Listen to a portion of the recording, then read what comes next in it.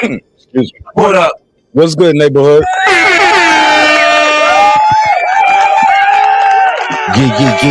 Yeah. What up, though? What's popping? What's happening? What's going on? Back in the lab with your favorite neighbor.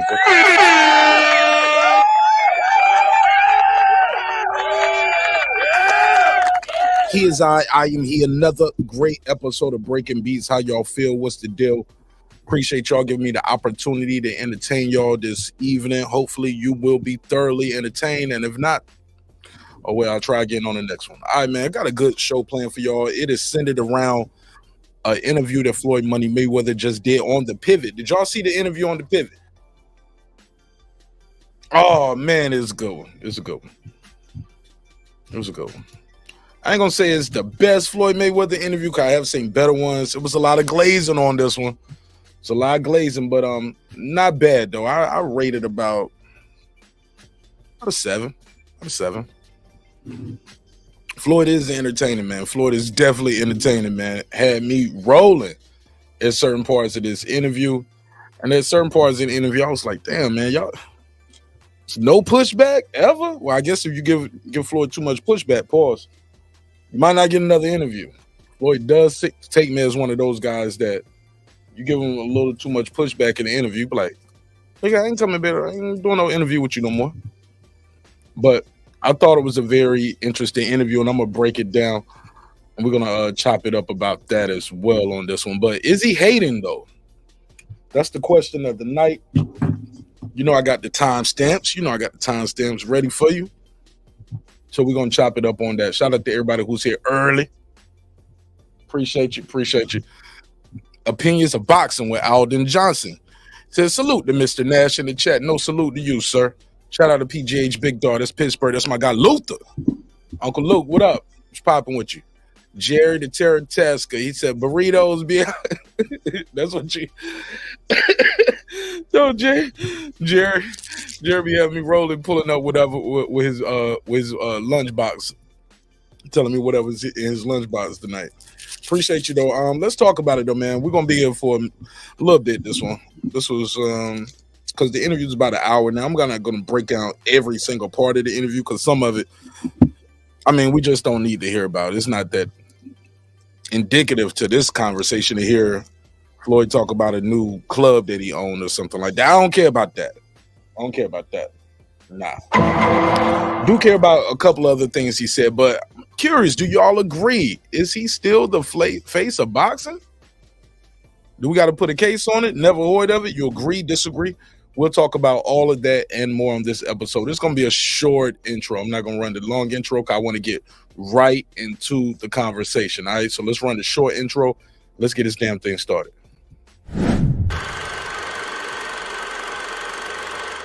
This that squad sound. This is me now.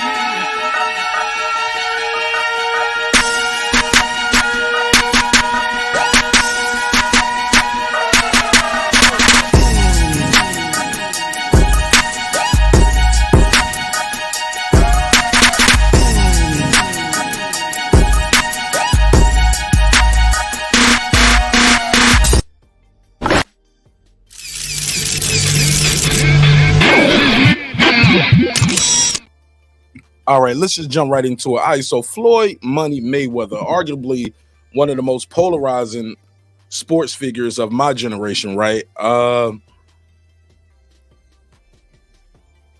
Floyd is one of those guys that you're either going to like him or not like him, depending on what area you're from and what generation you are in and how long you've been watching boxing. Some people don't like the guy. They just like, hey, look, he's too arrogant. Y'all pardon me, I'm sharing the show out. Some people say he's too arrogant, he's vain. Well, guess what, mommy? I heard the same. You heard the name. Yeah, but some people say he's arrogant, he's vain. And then some people say, nah, he has every right to be. Depends on where you at with the sport and how much you study the sport as well. Depending, you'll see where you like Floyd. Now, I do know we have some boxing snobs out there.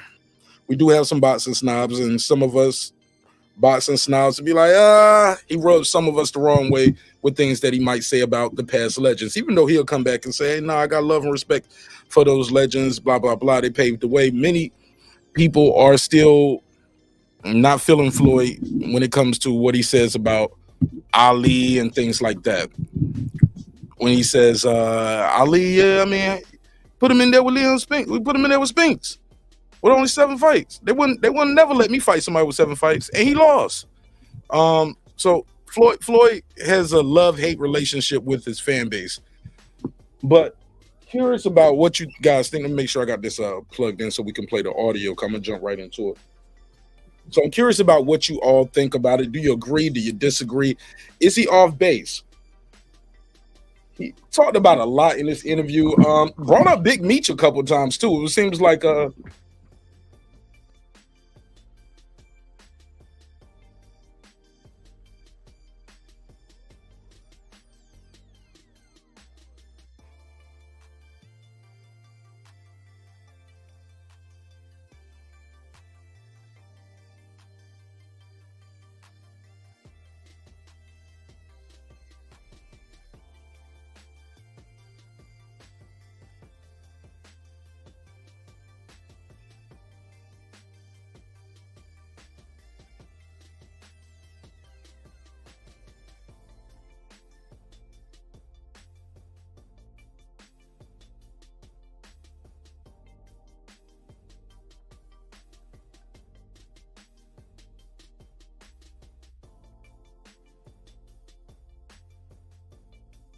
my mic was muted. There we go. All right, so y'all let me know if y'all can hear this. Let me share this. Let me see. Okay, they can't. I don't think I can hear that audio. I got you. I got you. Appreciate that, Heavy. Shout out my guy Tio. Shout out my guy Tio, Heavy Bad Boxing TV. All right, so boom. I got it. Let me grab a couple of these screen grabs real quick, so y'all know what I mean when I say these things, and we're gonna get right into the conversation. But definitely, Floyd has a point on some parts, but in some parts, like I said, it's gonna come across as hating to some people, like, oh, you hating on the new generation. I guess it's all about perspective, but I'm gonna play it, and maybe throughout we'll have a group discussion, and you guys will let me know what you think. Maybe y'all can sway me. So bear with me. Flip this. I need to delete that. They say I got too much shit over here. Delete. Yeah, I can delete that. Definitely need to delete that. All right. Appreciate your patience. It's a live show, man. It's a live show. No rehearsing my verse only. All first verse. All right. So let's play it. I got a couple notes over here over key points that I thought would be interesting to this conversation. So let's take it from there. Let's go to first thing. 6 minutes, 30 seconds in, something happened where Diddy's brought up. And I found this interesting. Floyd was like, nah, I don't want to talk about Diddy. Now, my guy, RC, he's going to say some things about Diddy and the Cassie situation. And I got a little disagreement about that. And I might do a little rant on that because I disagree with him on that. Unpopular opinion, but shit, I ain't here to be everybody's friend. You know what I'm saying? It is what it is. About that. I'm not here to be everybody's friend. Everybody ain't going to like it. Trying to be everybody's friend, you're doing something wrong. He a real G. When I see niggas trying to be everybody's friend, you know what it reminds me of? You ever go to the barbecue? You ever go to a barbecue, somebody cooking out on the grill, right? And they done with the chicken or the ribs or whatever y'all got out there. And then they take it off and then they just dump all the barbecue sauce on it. Just cover it up with barbecue. Pause on this. But they cover it with barbecue sauce, even though you don't do barbecue sauce. Y'all know what I mean. But you pour it all. I feel like you hiding something. What are you trying to cover up? Too much sauce. Way too much sauce. Trying to cover something up. So let's talk about it. Let's play this first clip of the interview and we can respond to it. Well, that's the ultimate goal. Yeah. The ultimate goal is to always put your loved ones, your family members, very happy for his career, Fast forward. proud of him. And eventually, he's going to grow like anybody that's young. When I was He was talking about NBA youngboy, but I don't really care about that. We can fast forward through that. Here we go. Are you impacting him? Like with knowing that, like saying your baby, your grandson, who Yes. we done all played with at the Yes. crib. You know what I'm saying? Yeah. What is y'all relationship like? What's the dynamic between you and him? we talk about investments and just growth, buying forward. business. It's not my job or anyone else's job to go on the internet and stump him. Okay, let me go. Rewind a little bit. Here we go. Diddy and Cassie. Here we go. I'm not going to speak bad about P. Diddy because he's still a black man. Now, Even like here we go. P. Diddy. I'm not going to speak bad about P. Diddy because he's still a black man. Mistakes happen, and I can't say if it is or it's not a mistake, but things happen in life. And P. Diddy business is P. Diddy business. It's not my job or anyone else's job to go on the internet and stump him and kick a man while he's down. Pause. Now, later on in this interview, he is going to talk about P. Diddy's business. He's going to talk about how he didn't own Ciroc, and he owns what he owns. Mayweather says, I own Good Money Whiskey. I own that. P. Diddy, you didn't own Ciroc. So later on, when you told Ciroc to do certain things, they told you, nigga, you don't own this shit. You're a worker. So later on, he does talk about his business. Shout out to Major Key Boxing. What up, fam? It's not a mistake, but things happen in life. And P. Diddy business is P. Diddy business. It's not my job or anyone else's job to go on the internet and stump him and kick a man while he's down. My take on it is, it's not my business. I don't think it's right at all. And I don't condone it. Even if that happened to my daughter, I would be hurt. But that's a choice that my daughter made. Okay, then they're going to have a little pushback on this. He said, even if it happened to my daughter, you heard him, Floyd. He said, even if it happened to my daughter, he's talking about Diddy and Cassie. That's the choice that my daughter made. RC's going to give him a little pushback on that, and Floyd just let it go, but I'm going to counter what RC said. Let's play it. So I don't want to kick nobody while they're down. I think the big thing, because I have girls too, is though. No boys?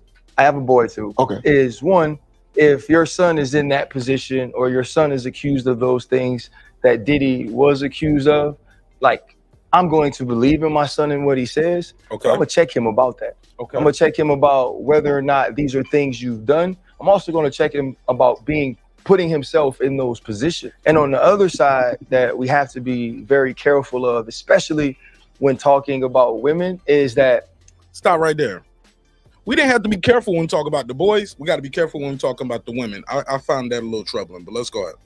I mean, because people are people, right?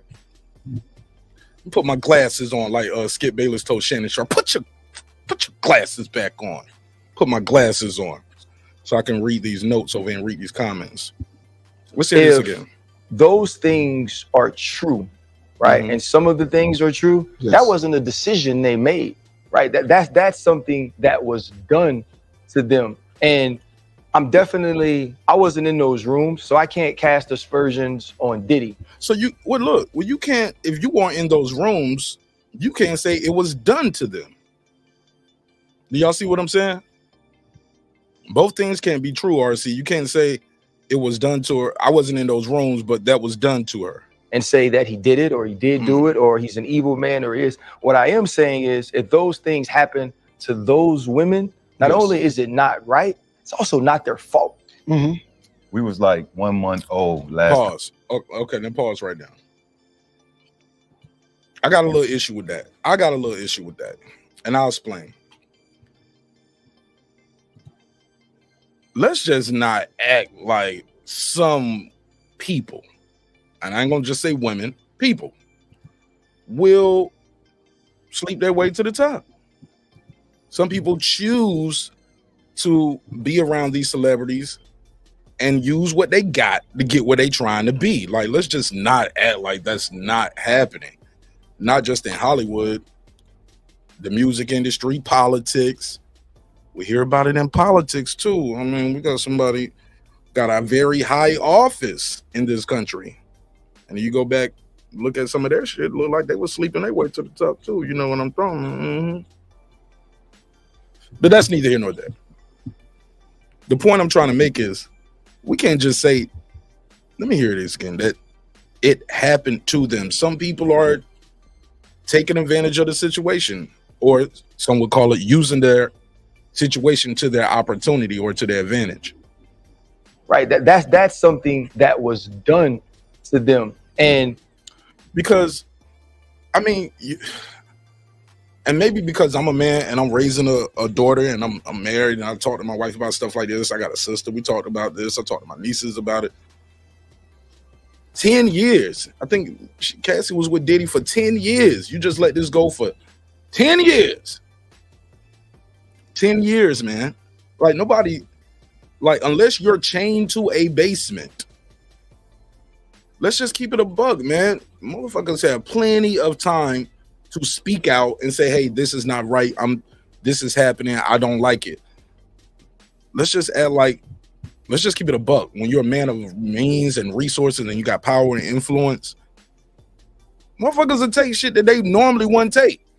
You would take some shit from somebody like Diddy or Floyd or whoever because of their position, their power, their influence, their resources, the means, the money, that you wouldn't take from the nigga doing the Uber Eats. Let's just keep it a buck. Or the guy who just works the regular job. He does custodial engineering. You ain't gonna take that from him. You're not gonna take it from the Walmart guy.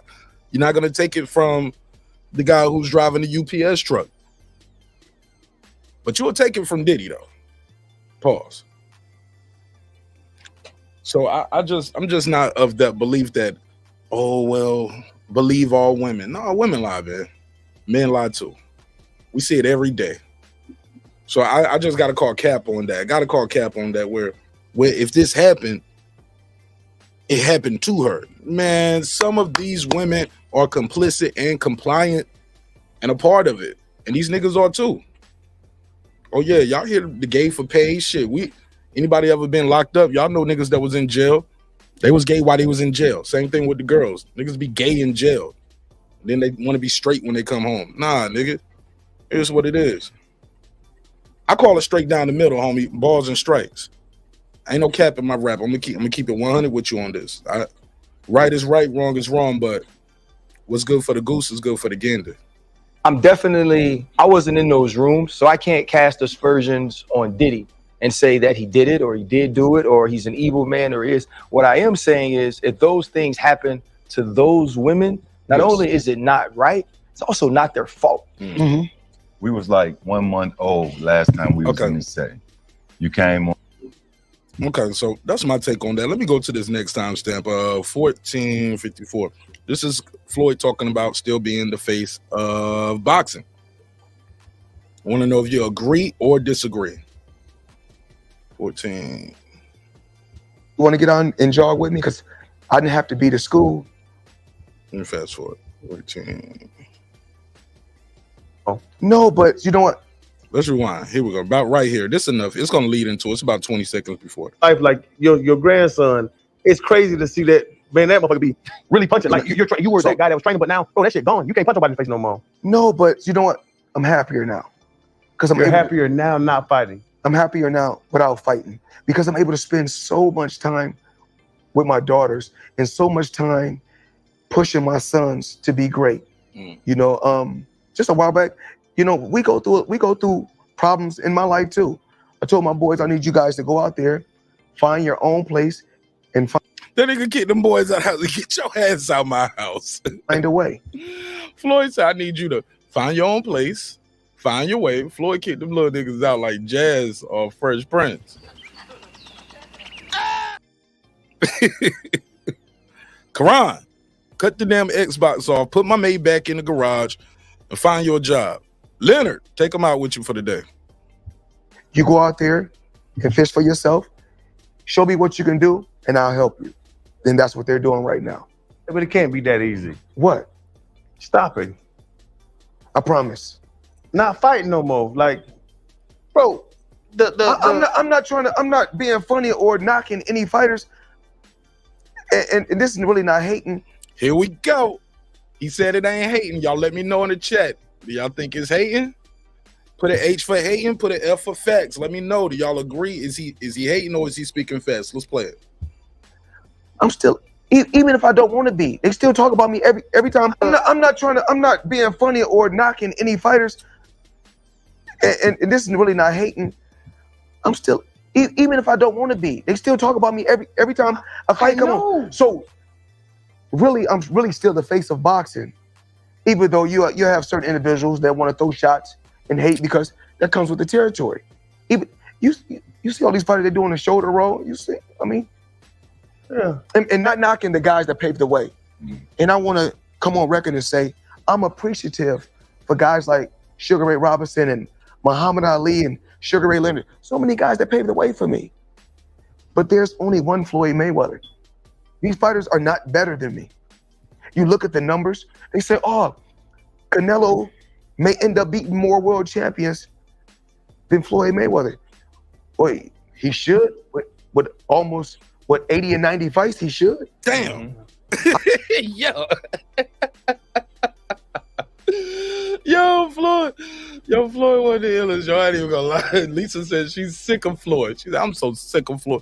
It's funny to me, Lisa. It's entertainment. I beat more world. Here we go. May end up beating more world champions than Floyd Mayweather.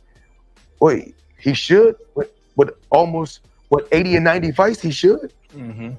I beat more world champions than any fighter in history. I'm 50-0, but half of my fights was world title fights. I embrace and love these young fighters, but I feel that a lot of times, young fighters, coaches, managers, oh, you better than Floyd. You better than Floyd. You know why? That's good. That's motivation for the fighter. You can tell him that, but deep in his heart, he don't believe that. When you were not only Yo, hold up.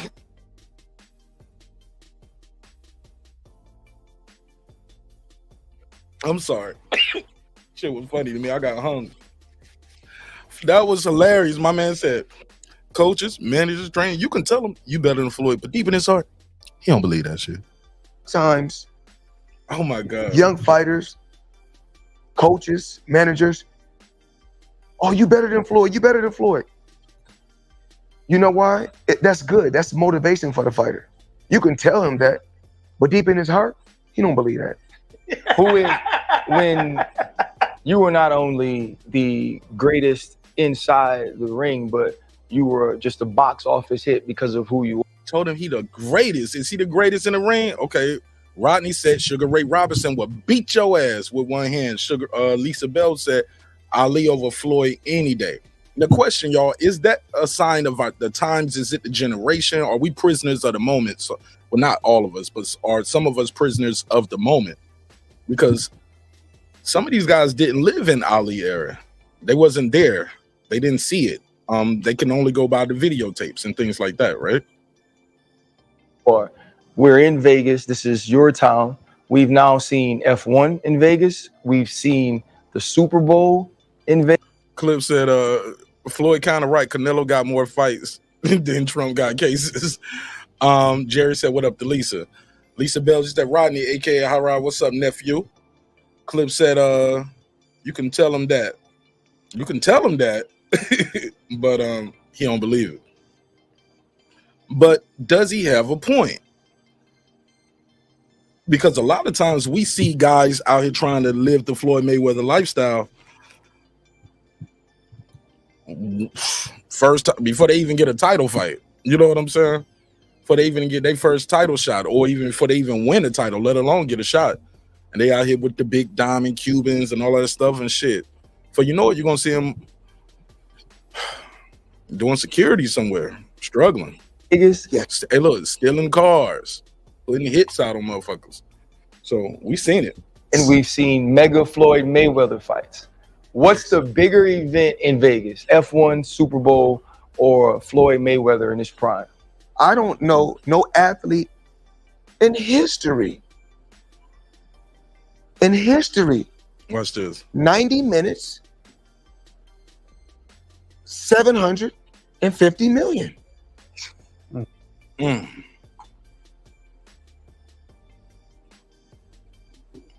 I guess he's talking about those 3 fights, right? The Canelo, the Pacquiao, and the McGregor fight. Did some crazy numbers for him. You tell me who? Athletically, nobody. It's not even close. I don't knock football players. Love football and love basketball more than boxing. That's all we watch in my Watch what he said. He about to sneak this them too. He said, when we betting. home, when we gambling. Because if you're not betting on a game, it's not even fun to watch. Damn. Yo, he told these football players to their face, hey, look, if I'm not gambling on your fight or you're gambling on your game, it ain't even fun to watch. He said, I got to gamble on basketball and football for me to watch it. See, that's the difference. Boxing, I don't have to gamble on it for me to watch it. Shit, even football. Any sport I like, if I really like it, I don't have to gamble on it for me to enjoy it. What about y'all? Let me rewind a little bit, and I'm going to go to the next clip. What's up, Clip? Clip said 750 million in 90 minutes is something crazy. 750 million, excuse me. Yeah, that's crazy. Jaden Burney said, bro, Floyd Mayweather is the best fighter my eyes ever seen. But the guy makes POs. But the guy makes people dislike him. Floyd is a self-centered hater.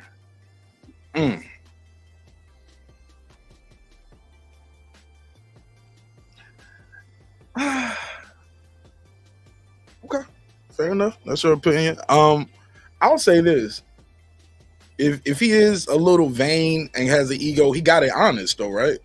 Because the people put him on the pedestal as he got more accomplishments. Some of these guys get put on the pedestal with no accomplishments, zero, zilch, nada, nothing. But IG and Twitter follows. Let's just keep it a fact, man. Nigga might have a pretty impressive ring. Motherfuckers have a better ring walk than performances. Better. And we at the point now, I've heard fans say this on this show. And y'all know I ain't lying when I say this. We'll talk about a fight or something like that. And they'll tell me, Mark, guess what though, bro? The press conference is going to be amazing. The press conference. Yo, my man, are you crazy? That's where we at with it, though, Bernie. That's where we at with it. Clips, that's where we at with it. Rodney, Lisa, Jerry, y'all know I ain't lying. We are conditioned now that motherfuckers will have a good press conference and a good lead up and a build up. And the fans will be happy with that. Good build up. Good ring walk. Great banter back and forth on stage with those guys. What the bro? Are you gonna buy the fight? Is the fight worth seeing? Is it gonna be entertaining? The actual fight, not the press conference, not the wit back and forth between the two opponents. Shit, you can get Shannon Sharp and Mike Epps or some comedians or Cat Williams to get on stage and do that. It's about the fight, or is it not? I digress. Let's play some more of this shit. More than boxing. That's all we watch in my home when we gambling. Because if you're not betting on a game, it's not even fun to watch. When you betting on it, you're on the edge of your seat. What these boxers do now, they're boxers. Yeah. They're boxers. I'm a box office. L said it's not 90 minutes. You have to count the months of training camp. Fair enough. The actual performance, though, I guess that's what he means. The actual performance. Because you're right. I was just talking to KP not too long ago.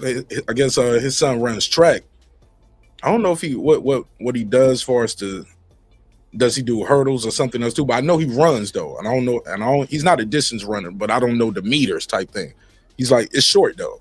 Like his matches be like 10 seconds. You get what I'm saying? So whatever whatever meters that is. And I was like, damn, bro, y'all drove all the way over there. Y'all doing all that training. He was like, 10 seconds, dog. 10 seconds, man. All of these months, 10 seconds. This long ass drive, 10 seconds. Yeah, so yeah, man, performance. But I get you 1,000%. The training camp does count. Rodney said Floyd is just a Hall of Famer. That's all. Nowhere near all-time great. Nowhere near Ray Robinson. Not even close. I'll challenge you on that, Rodney. I'll challenge you on that. Like, getting in that Hall of Fame, you think that's just easy? You just said that like that was nothing, Rodney. Floyd is just a Hall of Famer. That's all. That's all. You think Paulie Malignaggi going to the Hall of Fame? I don't think so. I'm just saying. I'm not right. You know what I'm saying? Is Devin Alexander a Hall of Famer? Good fighter. I don't know if he's a Hall of Famer or is going to ever get in. Jalen Love, that's my guy. I can box his ass off. I don't think he's going to the Hall of Fame. I don't see that. I keep going. Hey, look, Tim Bradley beat Pacquiao and Marquez. He didn't get into his, fourth and fifth go at it? It's not as easy, man, because most people walking the earth, unless you got a disability, have 2 hands, 2 feet, 10 fingers, 10 toes. And we can't go in there and be a 5-division world champion. You know what I'm saying? That's not easy. Do y'all think once you get up there, if you are a Hall of Famer, you are considered an all-time great just because you're in the people with those all-time greats? Because a lot of people box. Everybody's not top 10. Everybody's not a contender. Everybody's not a champion. Everybody's not undisputed or, you know what I'm saying, unified, multiple divisions. That shit ain't easy. And if you want to go back to the amateurs, nationals, regionals, Olympics, Pan Games, all that shit, that's a lot. 410, you got the flow. Tell them your name, where you from, family. Word up. What's up, Mark? It's Jerry, Baltimore. Jerry the Terror Tasker. Long time, bro. How you been? I love. Good, man. How you been? I'm good. Let me hit your drop for you. Silence. Talk to me, man. What's on your mind? What you think of this topic? Floyd, you know, what can you say about this guy, man? The paper, we got to put that to the side because hands down, far and away, that guy made way more money than anybody else. So, and that's a part of boxing. That's what they fight for. They fighting for money. And man, did he stack it up. Floyd made himself a heel, right? He did what most fighters wouldn't consider doing.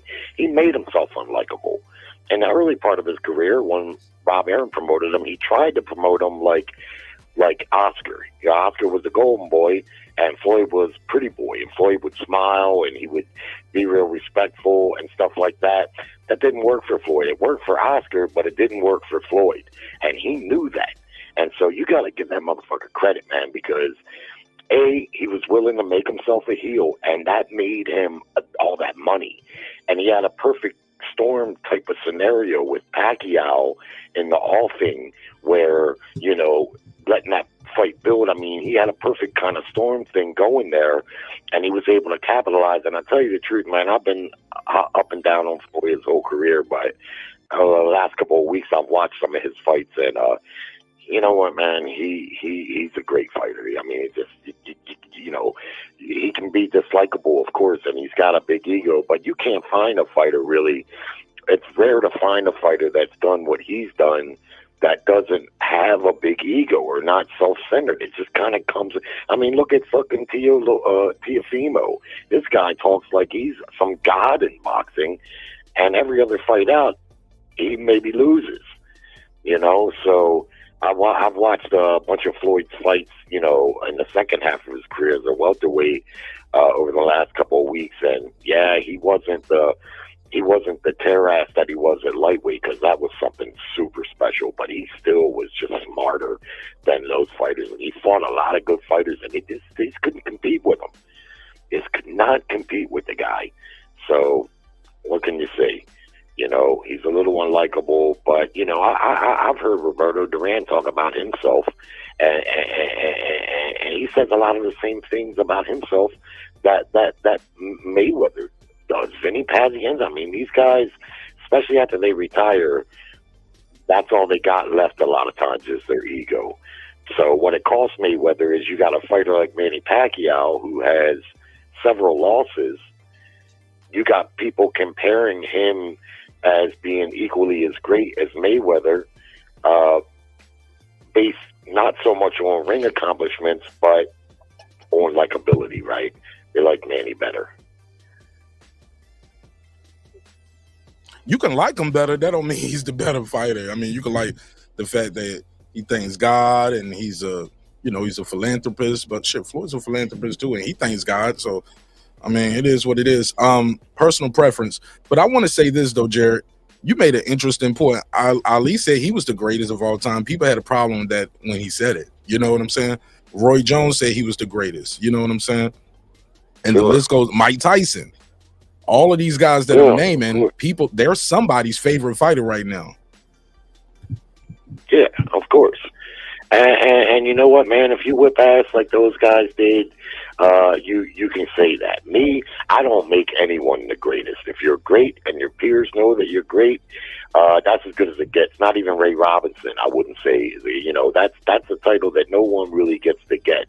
Even though Ali would call himself the greatest, Joe Frazier would disagree, right? Right. Ken Norton, you know, they gave Ali hell, man, you know, but Ali was a great fighter, and so is Mayweather.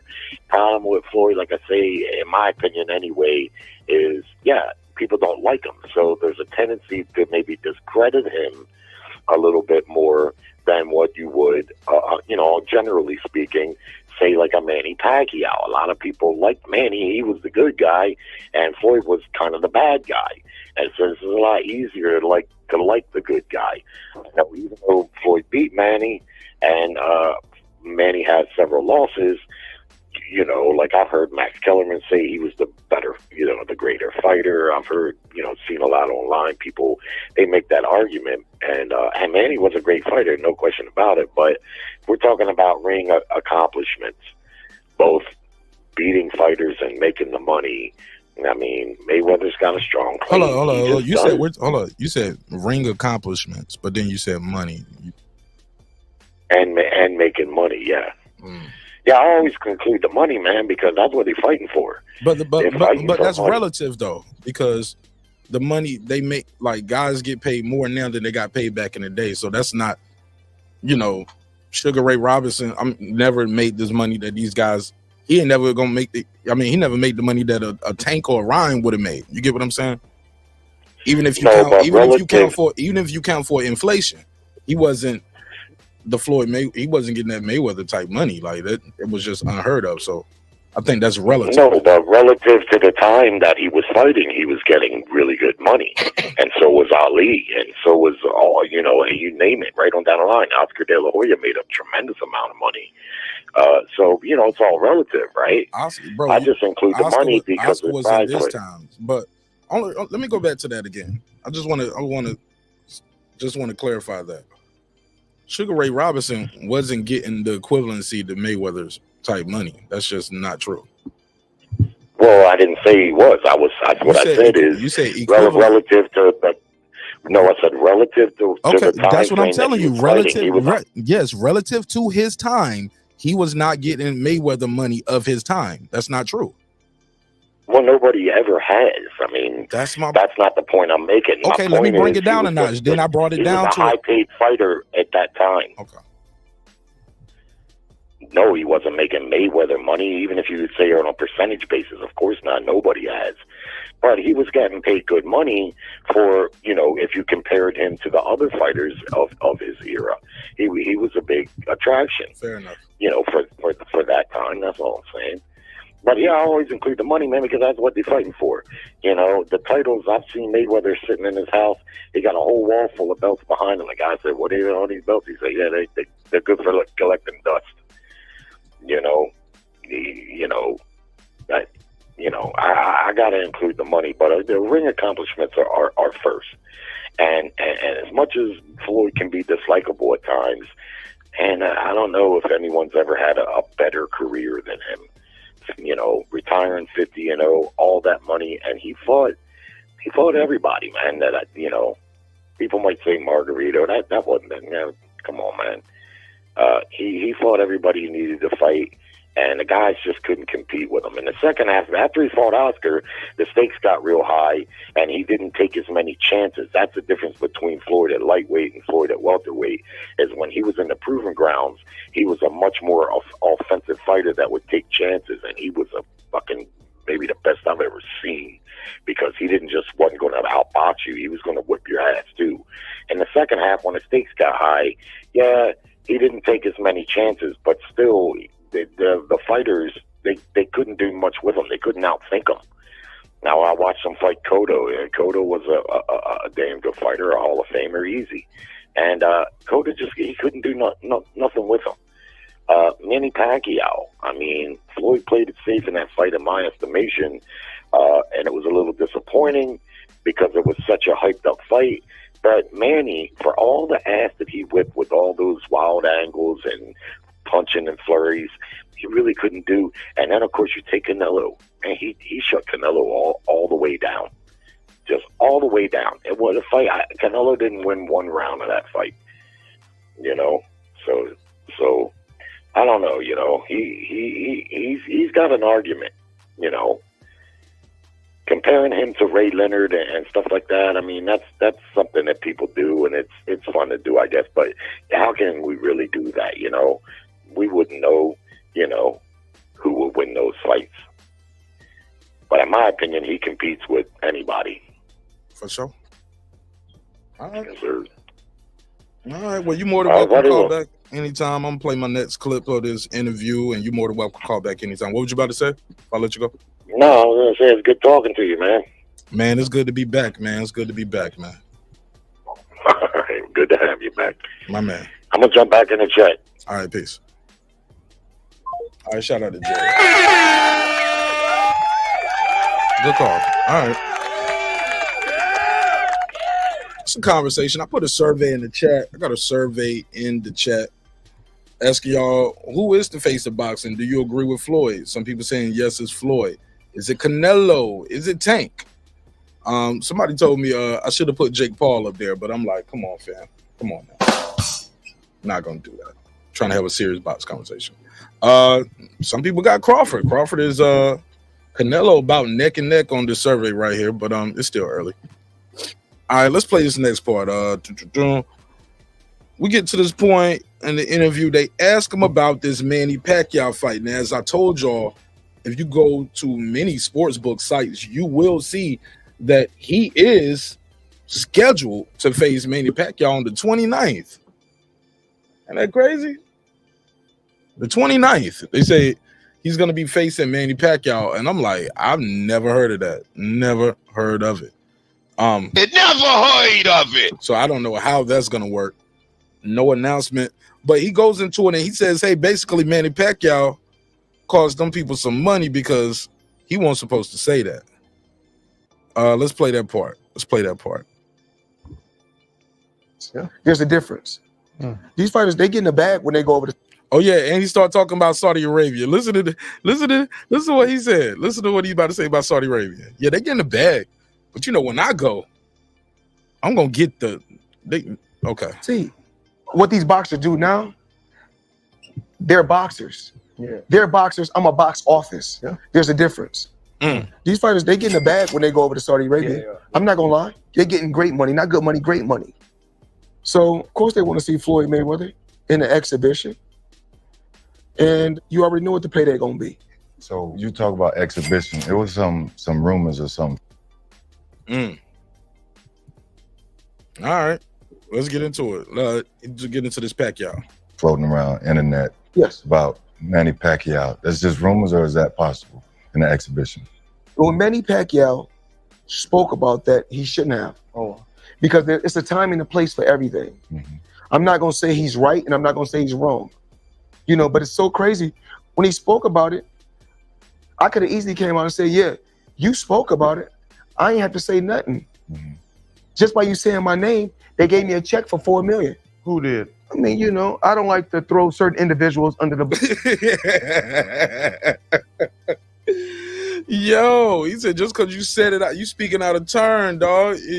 You don't get to make no announcements. And man, pay me using my name and likeness. I ain't agreed to this shit yet.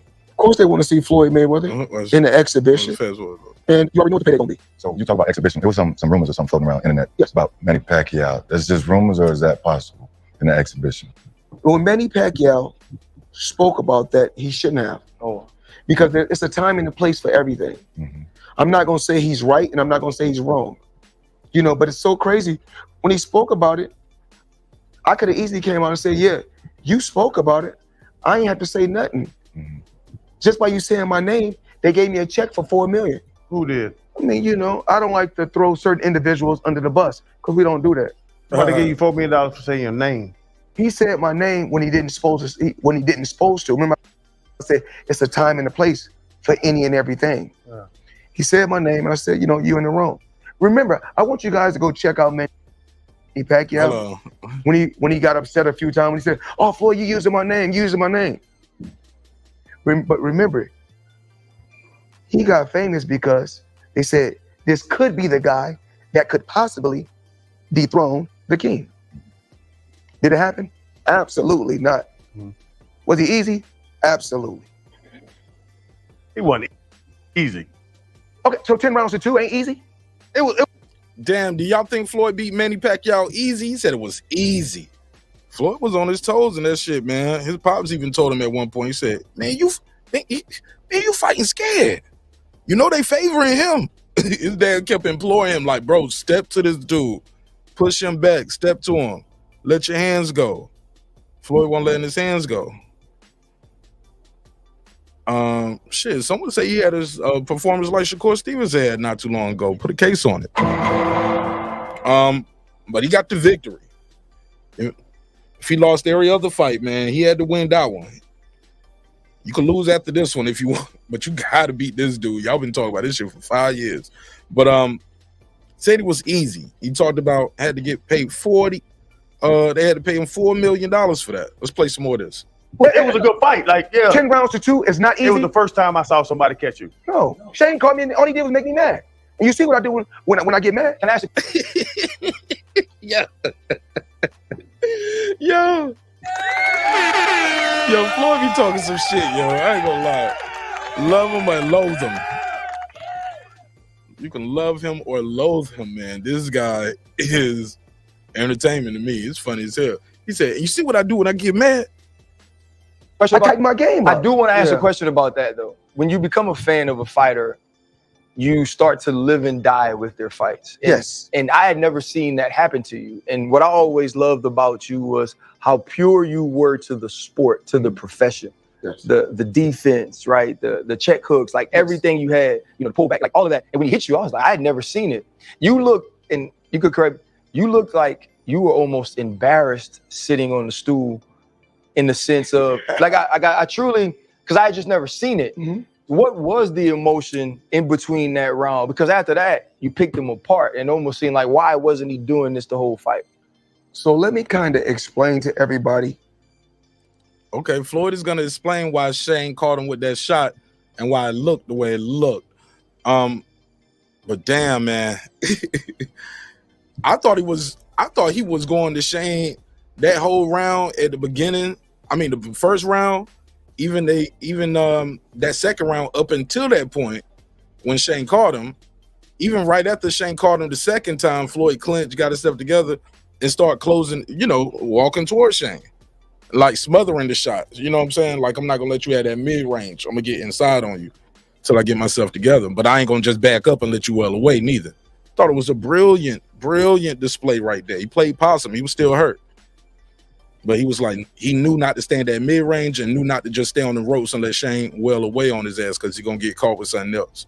He smothered that shit. Stepped in, high guard, smothered Shane, tied him up, worked on the inside, little body shots, and was got right back on Shane ass until the round ended, I thought. But let's play some more of it. What happened? This is what happened. Remember, I had took a lot of time off, and I came back after the Ricky Hatton fight. Mm-hmm. Took a little break, fought Marquez. Yep. I didn't get hit with no shots in the Marquez fight. Yep. So now you look and say, what, 3.5 years? I haven't really been hit with small gloves. I boxed in the gym, 16-ounce gloves, sometimes 14-ounce. But I didn't get hit with no 8-ounce gloves. So finally, he hit me, boom, and I ain't been hit in 3.5 years. So if you ain't been hit with some 8-ounce gloves in 3.5 years, you're like, oh shit. So he hit me. Was I embarrassed? Absolutely not. That come with the territory.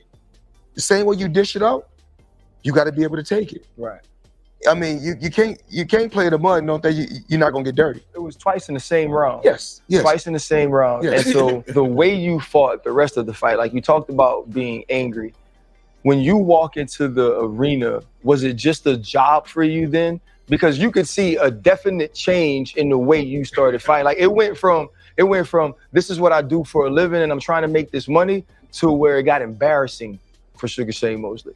Like the way you dominated. You, and you. Great athletes. We the great ones. When you're a great one, you can make an adjustment. Right. And that's one thing about Floyd Mayweather.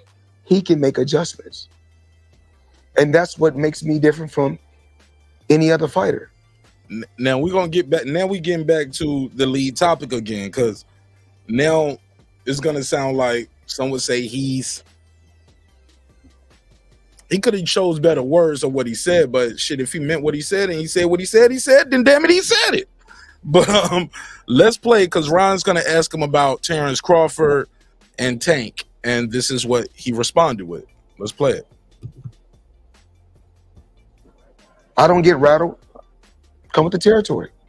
When I go back and look at it, I don't say, oh, if somebody playing a fight, one of my guys is, we watching a fight, or he playing the Shane Mosley, I don't be like, don't put that fight on. It don't matter. Right. It's all about results. Yeah. Results in the ring and out the ring. In the ring, I'm a winner. Out the ring, I'm a winner. When you look at the young fighters of today, yes, we're starting to get some of the fights we want to see again. You know, when you were boxing, the boxing world was, okay, who is Floyd fighting next, right? We were waiting for the next All Access. You know, just say Floyd Mayweather had the whole game on lock. But you did though, yes, right? And so, but. Yeah. It's almost like boxing is waiting on that next one, but it's never going to be one person that could take the mantle that you had. And so now it's the Tanks and it's the Buds and all. Do you see anybody that can do that? Do you know why? I would love for you to explain why. Charisma, articulate, flashiness. You have to know when to turn it on. Mm-hmm. And when to turn it off. And you have to take chances to become a household name. I didn't mind going to WWE. I didn't mind going on Dancing with the Stars. Mm-hmm. I seen a bigger picture. You know, you got to realize, when I look at all these boxers, they're in black and white. I'm the only one in color. Mm-hmm. That's the difference. Damn. Did you teach people that? What? Could you teach people what you just said? Could you take a boxer? Could you make the next Floyd Mayweather?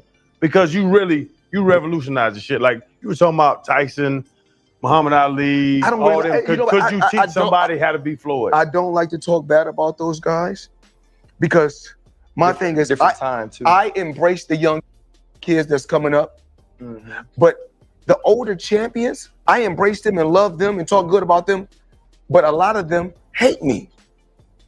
And the young fighters today, I embrace them, push them, want them to be great, talk good about me, but the same girls he get, I can get.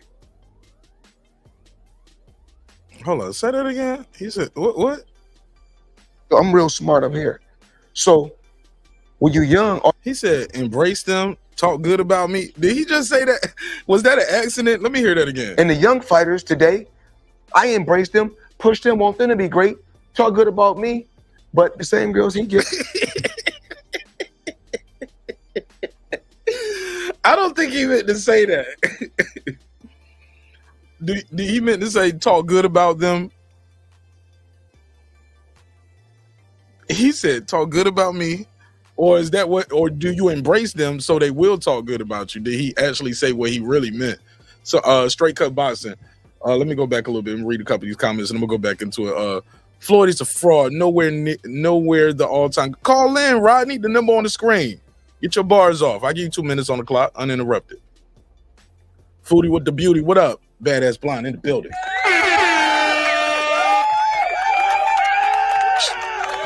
Foodie said like, share, and subscribe. I couldn't agree more. Shout out to Food Revolution.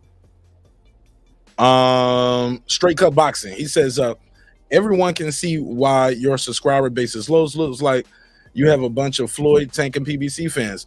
Hey, man, I appreciate it, man. How many subscribers you got? Appreciate you, though, but it ain't about the subscriber count, man. You here. You had to subscribe to tell me that. So I appreciate you being here. Thank you so much for your time and your energy. You could have been anywhere else on YouTube, but you found me and you're here. You found me. I didn't find you. But I appreciate you, though. It's all love. It's all love. And there's nothing wrong. What's wrong with liking? And I support. I've had guys up here on the show from the Zone and from Top Rank. Yeah, it's all good. It's not. This is a non-denominational channel. You can be a fan of whatever network you want to. This is not a network show, but it's all good. Appreciate you though. Jaden Bernie said, bro, Floyd and Trump are like brothers from another mother. They got an excuse and a comeback answer for every downtime in their life. What you mean? What you mean? Trump fighting some cases. Floyd just talking about his boxing career. I'm trying to get the correlation, but it's all good though. You entitled to your opinion. KTB said, favorite Floyd quote in life: whatever you dish out, be prepared to take it back, for sure. That's me talking to Foodie. Let me fast forward. Yeah, right. TKB, you caught that too, right? Foodie said he said what he said. You heard it too. Straight Cut Boxing said, whoa. All right. I can get. I'm real smart up here. And then this nigga start talking about fucking bitches. Like, listen, and the young fighters today, weird. I embraced them, pushed them on them. But I want to go back. I embraced them and loved them and talked good about them. But a lot of them hate me. And the young fighters today, I embraced them, pushed them, want them to be great, talk good about me. But the same girls he get, I can get. And then it went somewhere else. Did they cut that? Is that a bad edit? Because then he started talking about fucking bitches. Watch this. I'm real smart up here. So when you're young, all you think about is fucking. Oh yeah, I want to get on top. I want to fuck her, right? I don't just got to fuck her physical. I got to fuck her mentally. Show her how to become an entrepreneur.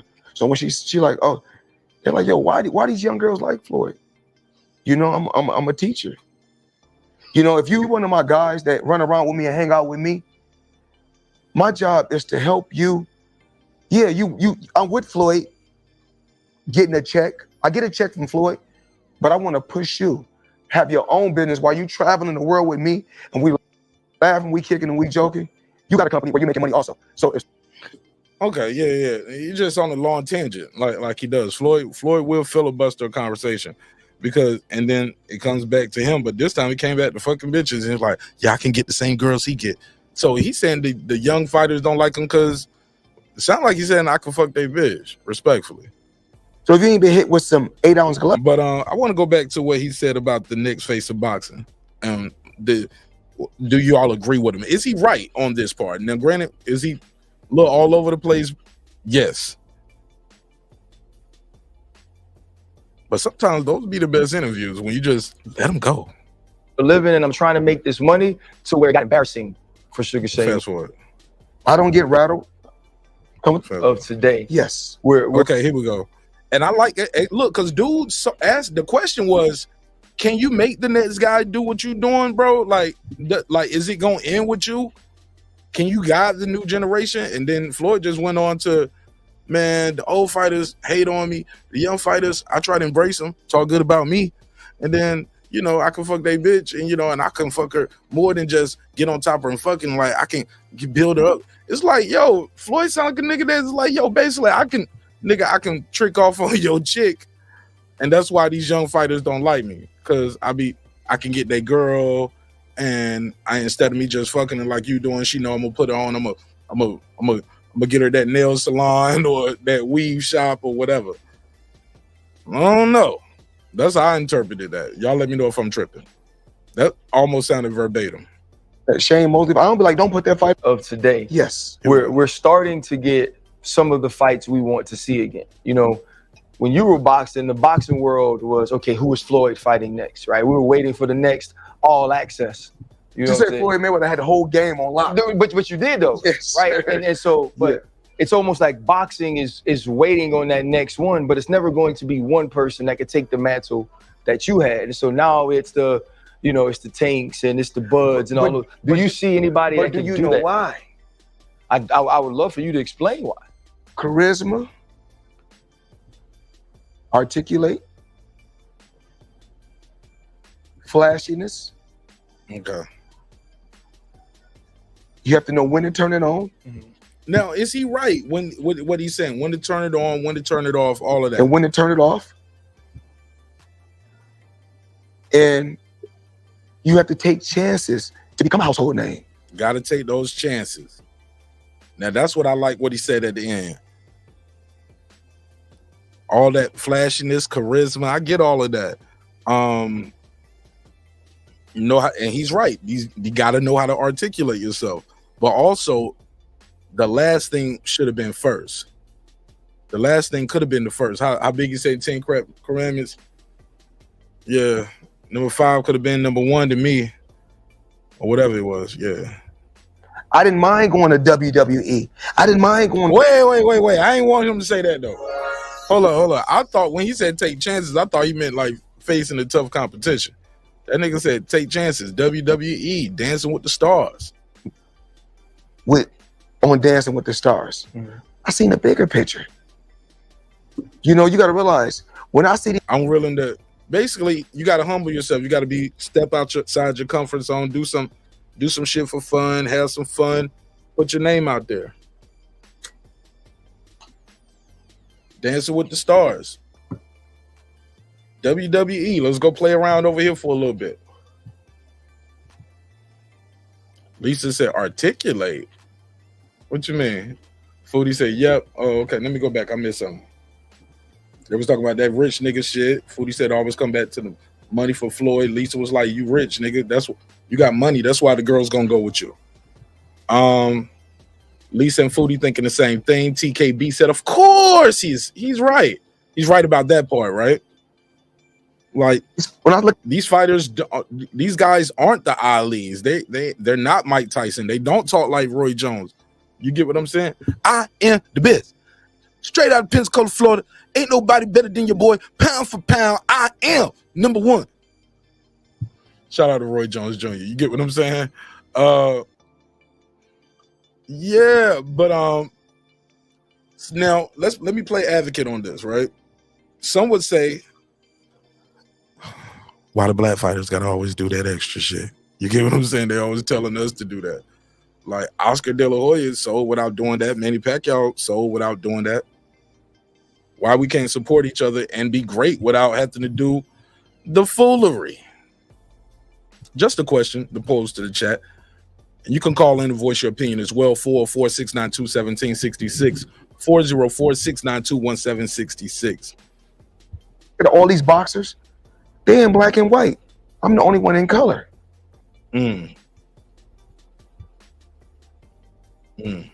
Why these young girls like Floyd? You know, I'm because you rich, nigga. I'm a teacher. Listen, you know, if you one of my guys that run around with me. All right, let's fast forward. Let me see what's my next timestamp I got.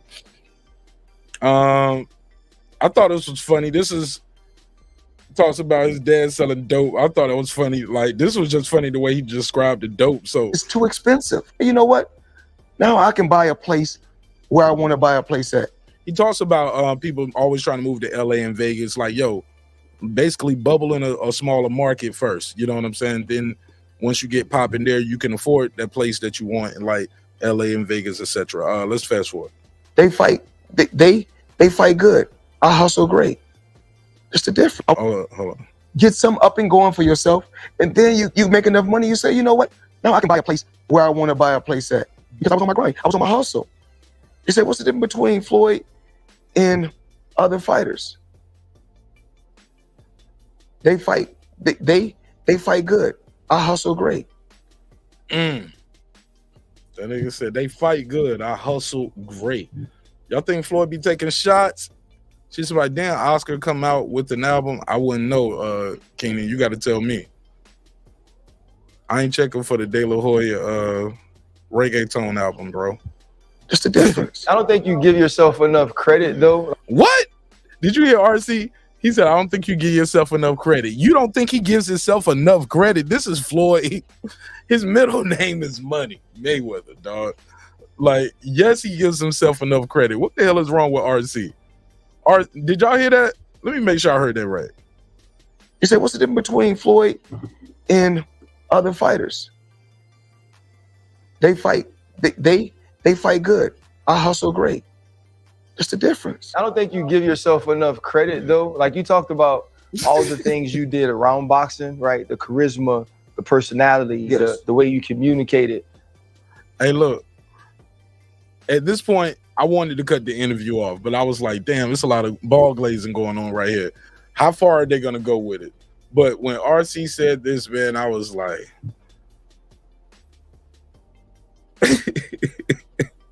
I don't know who had the softer interview, Tucker Carlson and Putin or the Pivot and Floyd. You also always won. That's the biggest thing. You could say whatever you want, but if you went inside the ring and you weren't the best in the world, people aren't paying, which eventually got to be, people used to pay to see you lose. Like, there were people who hated you so much because you were so good and you did talk about it and you did have the charisma that they was paying that pay-per-view to see if somebody could touch you. The thing is this, and the people in the world need to know this. What happened was, I was a black kid from the ghetto with a father who taught me a skill, and my dad hustled because his career didn't go right. So my dad took chances and hustled. He hustled. I don't think he hustled the brown, but he hustled the green and he hustled the white. The brown is heroin, the green is weed, the white is coke. My dad. Color time for the kids featuring Floyd Money Mayweather. Hey kids, hi. We're gonna learn our colors today, courtesy of Hall of Fame legend Floyd Money Mayweather. Let's learn our colors. My dad took chances and hustled. He hustled. I don't think he hustled the brown, but he hustled the green and he hustled the white. The white. The brown is heroin. Okay. The green is weed. Yes. The white is coke. Yo. Yo, why did Floyd Mayweather feel the need to break down the colors of the drug rainbow for all the viewers out there on the Pivot? I don't think he hustled the brown, but he hustled the green and the white. The brown is heroin. The green is weed. The white is coke. Okay, Floyd, well, tell us what the pink and the purple stuff is while we at it. Like, let's go. Drug time with Floyd Mayweather. Yo, I ain't gonna lie. Floyd sound like a white kid talking to me about drugs, yo. He sound like he was talking to like suburban kids when he's explaining that down. Sound like a white kid talking to other white kids about. My dad hustled to give me a better life. He hustled the brown, but he hustled the green and he hustled the white.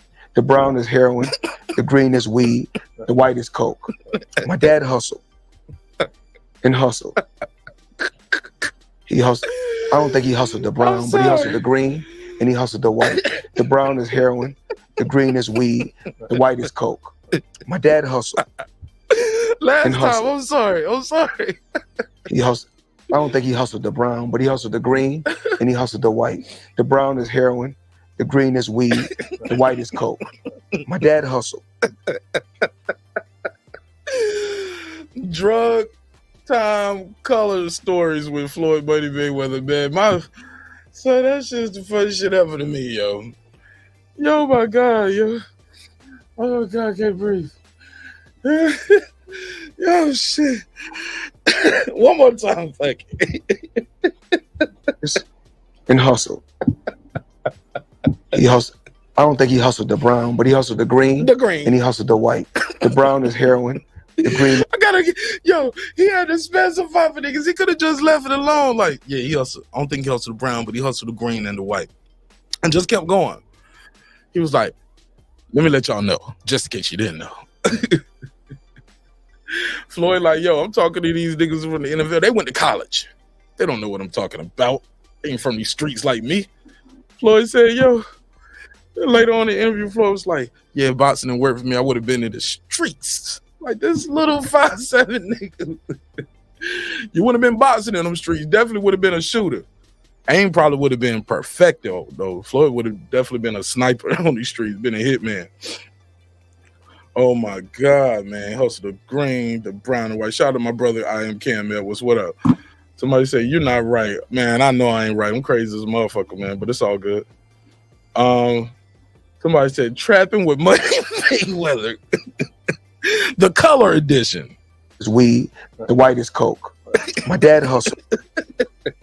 Color time with Floyd Mayweather. Oh my God.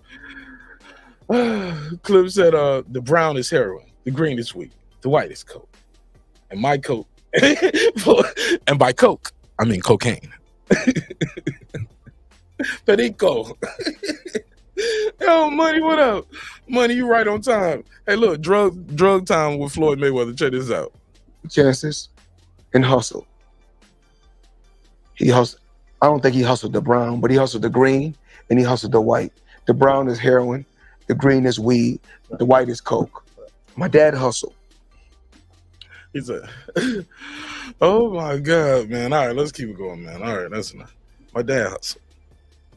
He hustled the green. He hustled the white. The green is, oh my God, man. Floyd. Welcome to Get Indicted with Floyd Mayweather. He's going to break it down. Floyd sound like he's speaking on a wiretap. Do you have any brown? And by brown, I mean heroin.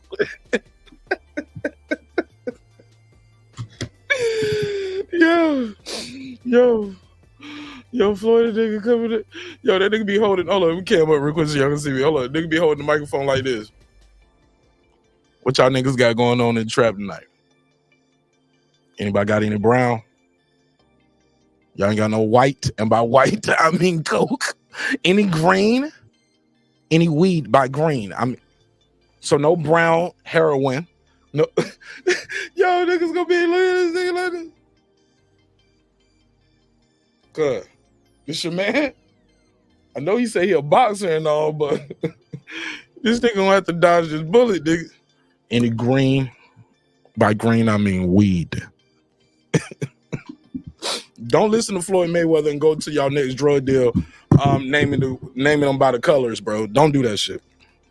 You're gonna make everybody in the trap a little uncomfortable. All right, let me play some. Phone lines are open, 44692-1766, 44692-1766. Call in, voice your opinion. I'll put you right in the mix. All right, let me play some more of this. Where we at with it? Okay, Ghetto Kid, Bubble Bone. Now, I don't know how we got here to this BMF shit, but he said something earlier, but I like what he went with it because he also talked about his stance on the Jewish situation, compared Don King to Bob Arum, but let me see where we at with it. I think I might have missed something in between here. To give me a better life, and I love him for that. Yeah. Once my career starts, my dad leave me and go to prison. We know that story. Go to the Olympic Games. We know that story. Work harder, much harder than the rest of the other fighters that was on my team. He said I worked harder than all of them niggas.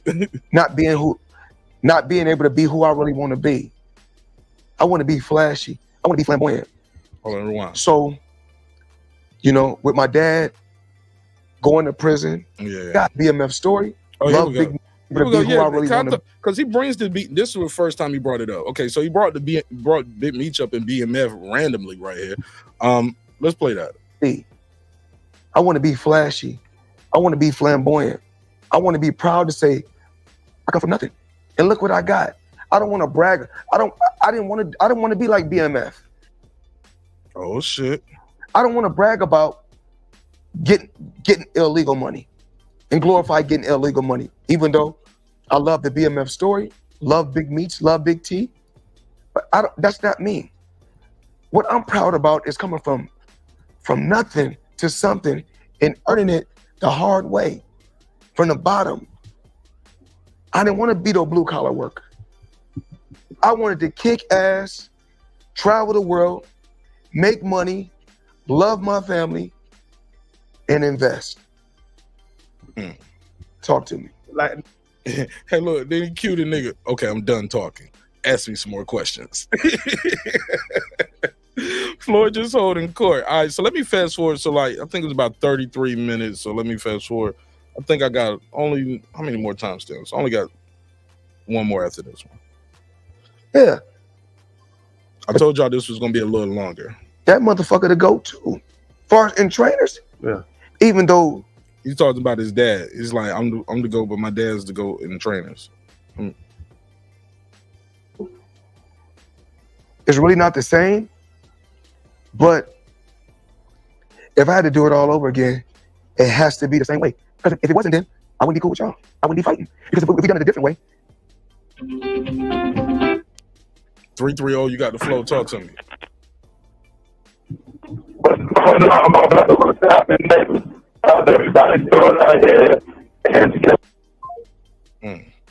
I would have went to the street.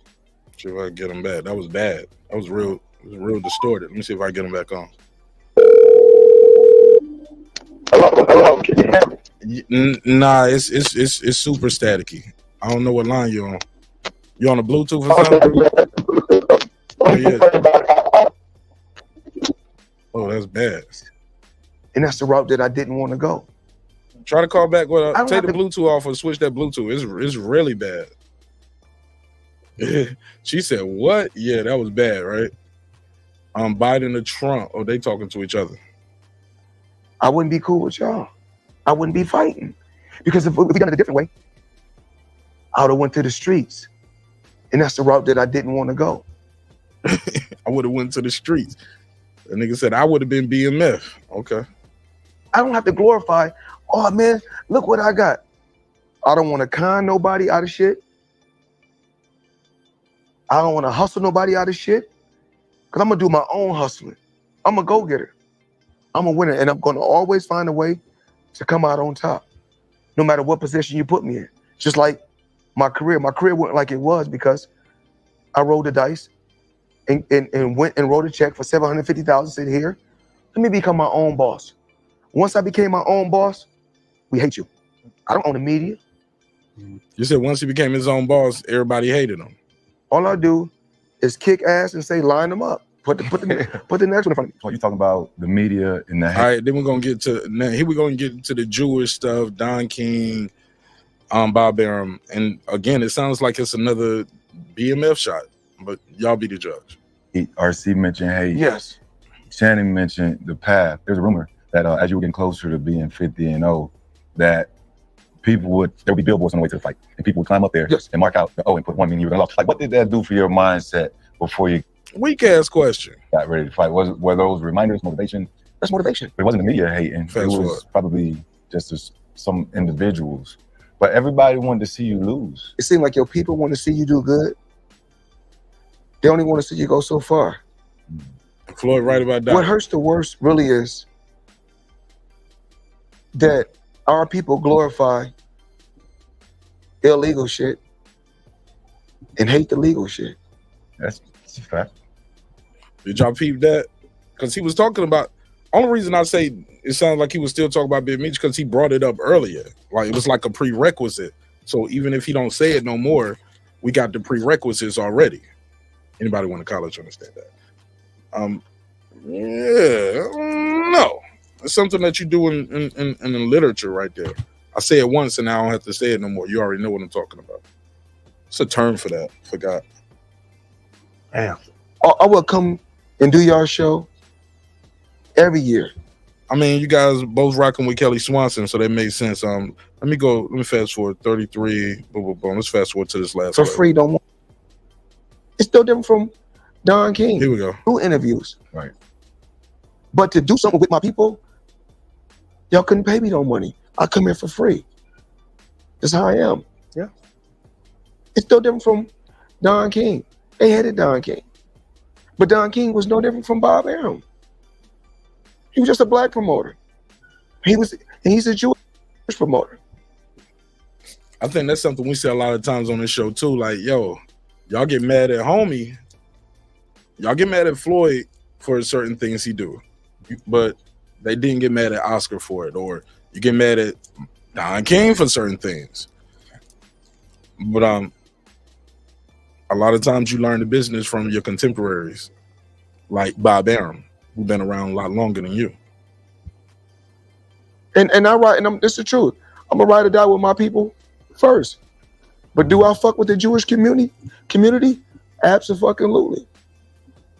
We work together. And people got upset. Oh, Floyd, why are you posting this and why are you posting that? Last time I checked, this is Floyd Mayweather social media page. Last time I checked, we was in America. Freedom of speech. So is it really freedom of speech? Everything is about control. Everybody want to control somebody.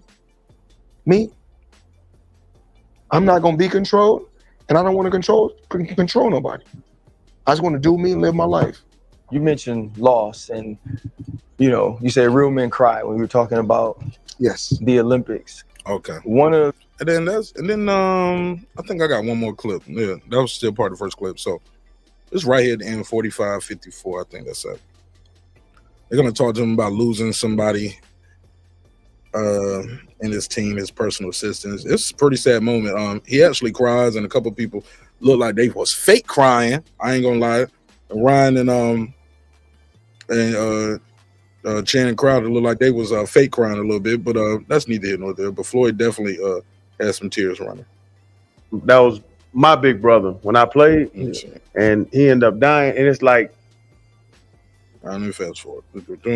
I hate when niggas just want to relate to you on everything. Sometimes you ain't got to relate to me on everything, dog. You could just let me say my part and then we keep moving. Niggas always want to tell you how they can relate. Cuz I feel you, because I remember one time, blah blah blah. Hey, nigga, this is my story time. And then we trauma battling. Well, yeah, I remember when this happened to me. This was worse than your shit. All right, well, never mind then. Fuck it. It's crazy that my youngest son is born is March 28th, and his mother died March 10th. Sorry to hear that. Let me fast forward again. All right, here we go. We getting close to it. Here we go. Rewind. Here we go. Make you think about your mortality, bogged down in living life, and for you, for sure, trying to excel at everything. Do those moments ever make you think about your mortality too? Right, you're 50-0, the greatest boxer that's ever lived. Allegedly, debatable. And eventually, you aged out of boxing. But you know what I want y'all really to do? I really want you guys to really. He was talking to Floyd about his mortality. Now look what my boy Floyd take. Floyd the coach. Just do your homework and look at really the shit that I did in the sport. Nobody has beat 16 fucking world champions in a row. In today's time, can it be done? Absolutely. Everybody is your champion. You got 18 belts. Everybody's a fucking champion now. A fighter can lose. Back in the day, when I was fighting, you lose, you got to start back from the bottom. Now you lose, you fight for a title in your next fight. Fondora. I mean, he's not lying. Fondora got knocked out. Next fight, fighting for a title. I'm just saying. That's crazy. Everybody's a fucking champion now. A fighter can lose. Days time. Can it be done? Absolutely. Everybody is your champion. You got 18 belts. Everybody's a fucking champion now. A fighter can lose. Back in the day, when I was fighting, you lose, you got to start back from the bottom. Now you lose, you fight for a title in your next fight. It's nothing to be a champion in this era. But don't you? Wow. Mic drop. My boy Cam said, put a case on Floyd being the GOAT. Okay. Are you for or against it? You pro or con, Cam? He said that's PBC home cooking, though. Same way Pitbull gets to jump to 140 and get a title shot.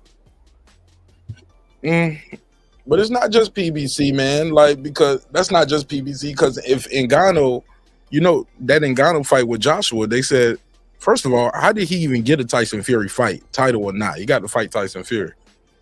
But keep in mind, in that Joshua fight, they say the winner of that fight is going to get a shot at the winner of Undisputed. That's not just PBC, though. So It happens. It happens. Cam said the shade. Floyd's Foodie said big case. When y'all pro or against it that him being the GOAT? He said against. He said the GOAT resides in Omaha. Let's go. I ain't mad at it. You have to be even more than a champion. Even in your era, you had to be more than a champion to be recognized the way you were. There were so many people that made a name losing to you. Oh, that's what I was gonna say too. Floyd fought in that 4-belt era too. So while he was saying it's so many belts, well, RC was saying there was so many belts, Floyd skipped right over that. Wisely so. Because there's a picture of Floyd out there where he got on 7 WBC belts. You know what I'm saying? He got every belt he won from everybody. But he has a lot of belts in damn self though. So, but he did fight in the 4-belt era. It wasn't undisputed though. It wasn't undisputed. Absolutely. You know, like just getting opportunity to share that spotlight, they carried that on throughout their career. And this is probably a question I know nobody cares about. You mentioned that people don't have what you have.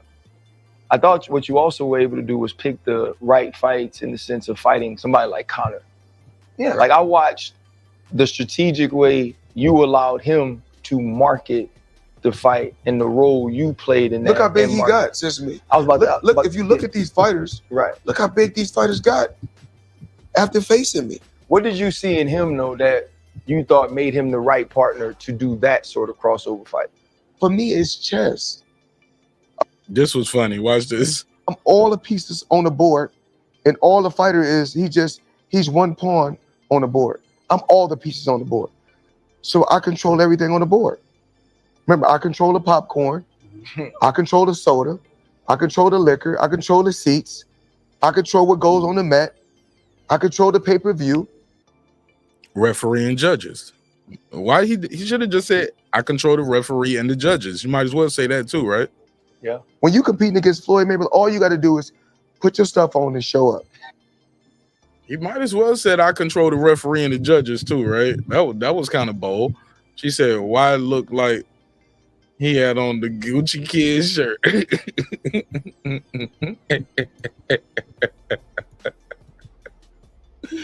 Yo, oh shit, I can't afford it. I'm gonna leave him alone. Hey, look, I ain't one of them niggas to think just because something expensive is fly. You know what I'm saying? Nobody else can do that? Absolutely. Has anybody else done that? Absolutely not. There's never been another Floyd. Absolutely not. There's never. But I'm just asking. There's never been. Tell me who can sell more tickets? You or Taylor Swift? Probably Taylor Swift. Yeah. Taylor Swift didn't come up in the same era as me. Mm-hmm. But I don't know if Taylor Swift can be relevant for what? Almost 30 years. I was fucking 30 around. years. 30 years. But the Floyd effect, the Taylor Swift effect, I think both of you are on the same plane, like in your respectful careers. Yes. Like you both have maximized and pushed the envelope and really just set the bar for everybody. Grind. I had to. Fred Taylor, you didn't even have to show up for the interview, man. You was gonna do this much glazing. You didn't even ask no good questions. All you did was just gave compliments and asked corny shit like that. You could have just mailed that one in, bro. Rap vehicles, take them across country. Now Floyd got a point right here. A billion people can see. You don't even answer that question. But in today's time, there's different. You can push one button, and 8 billion people can see it. Yeah. Right. Remember how I got to the top? I had to grind. I had to rap vehicles, take them across country with my face on it. You know, I had to do interviews I go a month straight doing interviews every day from morning to night to build myself. Yeah. So I come from nothing, but now they got all these different machines. The machine push a button, and all you gotta do is sit back and watch. If I had a head start like these fighters nowadays, man, what? I have every belt in boxing. When we was talking about though. Cam, what's up? Floyd hating or speaking facts? Where my one love to the homie Mark Nash. Make sure y'all hit the like and subscribe. First of all, I'm gonna tell you like this, Mark. You got a bubble on 50. You know what I'm saying? After you bubble on 50 twice, you take the bubble on 50, then you go get you an 8-ball. After you flip the 8-ball, you go get a quarter. After you flip the quarter, you know what I'm saying? You might go back and flip the quarter again. Then you go back and get you a half ounce. You flip the half ounce, you get you a zip. After you flip the zip. Hey, listen, bro. And most niggas think that's how it works selling dope. That's not how it works. That is not how this shit go at all. I went from an eighth to a quarter to a half a key. Niggas rob the plug before they get that far. Before they get that far. And now you owe the plug. You owe the plug for this quarter that you bought, nigga. You in the hole. I'm in the pot, man. I gotta get that back, man, for fam. Get called possession charge. Niggas start doing their own supply. They start splurging the re-up, kids tricking off. Like shit grimy. Now you gotta support like don't forget, baby mama went in your stash. You know what I'm saying? So you short on the rib anyway. You know what I mean? You lost. No, that ain't happening. That's what's going on. Don't forget. Look, you new to the block, so you went and you tried to present a handful of them to the old school fiend, and he knocked them out your hand and took 2 of them in the car. So your back is short. About going from an eighth to a quarter to a half a key. Where this is a bad day. You had a bad first day on the block, bro. You already short. Hey, this is not the green, okay? We are talking about the brown or the white. Definitely. Oh, wow. The white. This is crazy. Yeah. This is crazy work. Holy smokes. Look, oh my God, it's crazy. He gave us the rainbow. Hey, you know how when you hear the Hotep niggas, they be talking about the colors. You know what I'm saying? The red, the black, and the green, my brother. The red is for the blood that was shed. And he said the brown. Yeah, that nigga's bugging, son. The brown is for the what he say? It's for the monkey on your back. The white is for the booger sugar. This shit crazy. Oh, sound like he was on the white. It's for the coke. Yes, okay. See, like yo, my man. Yo, I'd be like, can he say that? No, you trying to get us flagged, bro? That's crazy. Oh snap! Talk to me though. Is he hating or speaking facts though? He was like, look, these fighters don't articulate, they don't have charisma, they're not willing to take chances, like doing stuff like WWE, Dancing with the Stars. Like, take some chances, put yourself out there. I'll be completely honest, he's absolutely correct.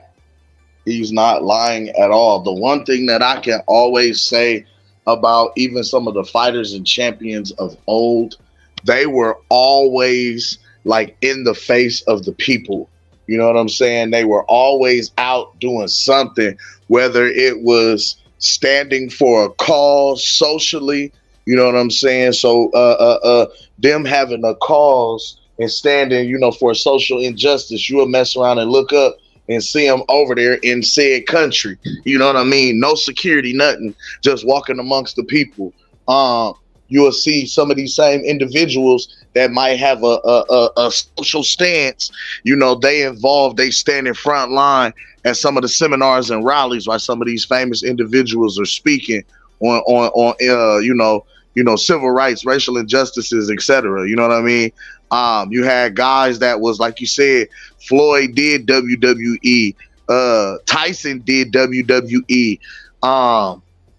It was something about that crossover appeal and putting yourself in different markets to where it allowed different fan bases to see you and now be introduced to you.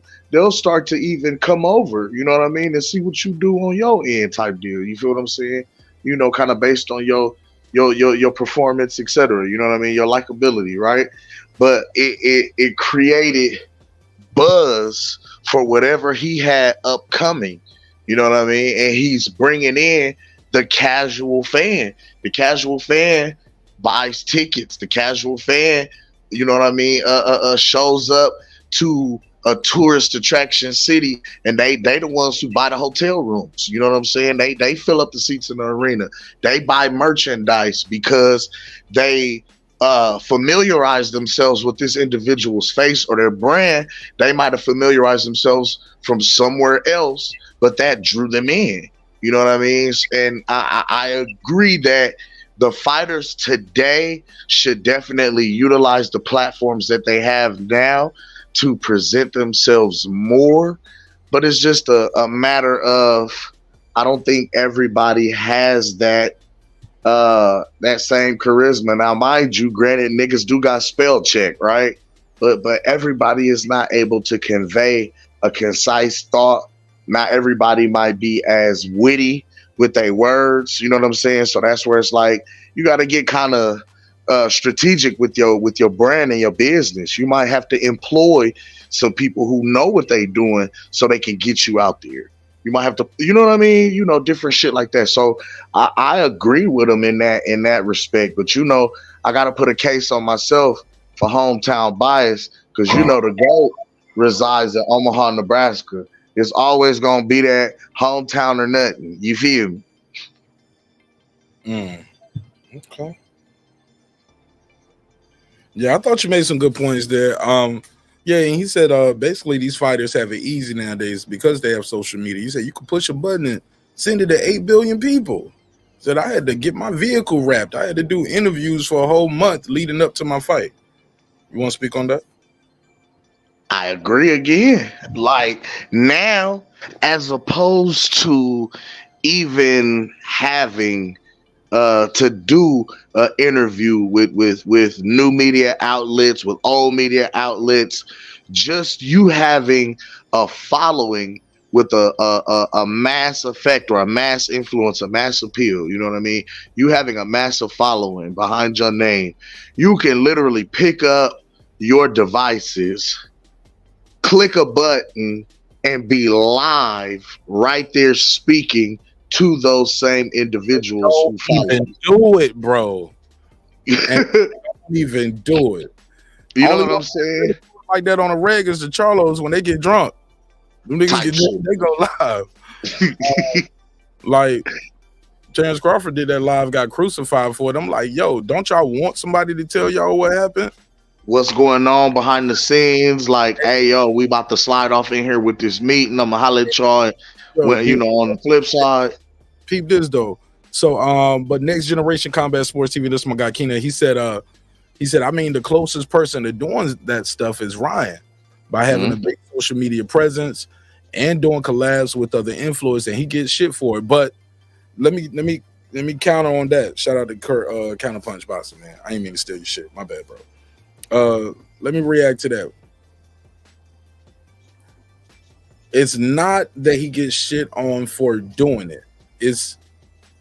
It appears he's more into that than actually accomplishing the goal of being a world champion.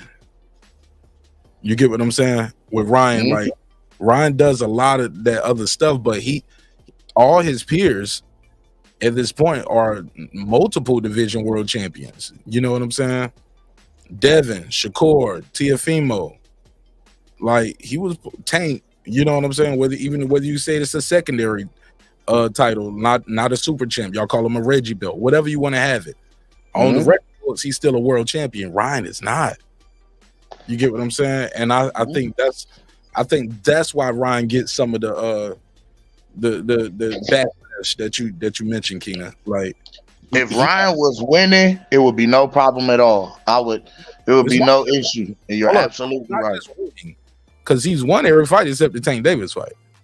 So it's getting that chip. It's like being in any other league, bro. You got to get the chip, bro. You got to become a champion. And I was about to say, I would have to employ Ryan Garcia and the way that Devin Haney is moving. The way Devin Haney is moving, I love it. I think The one thing that would take Devin to the next level is if you would start to kind of see him more in a few excuse me, in a few different like famous social media influencer skits and stuff like that real quick. I think that would boost him. Oh, Devin? Yes. Yes. It's a not type thing before his fight. Yes. Or a funny Marco or do a Desi skit. I mean, right now, especially, you've been seeing Bubba Dub with Floyd. If we've seen Bubba Dub pull up on Dev and Bill Haney promoting this 420 situation, I think that brings more light from the casual fan. If we see him on the Kai Cenat stream, you know what I'm saying, type of situation. If we see him on the Ciabatta, you know what I mean? Like, Shay Shay, fuck it, that's hot. You ain't got a drink. I think we'll get Bill before we'll get Dev on Club Shay Shay. Why you say that?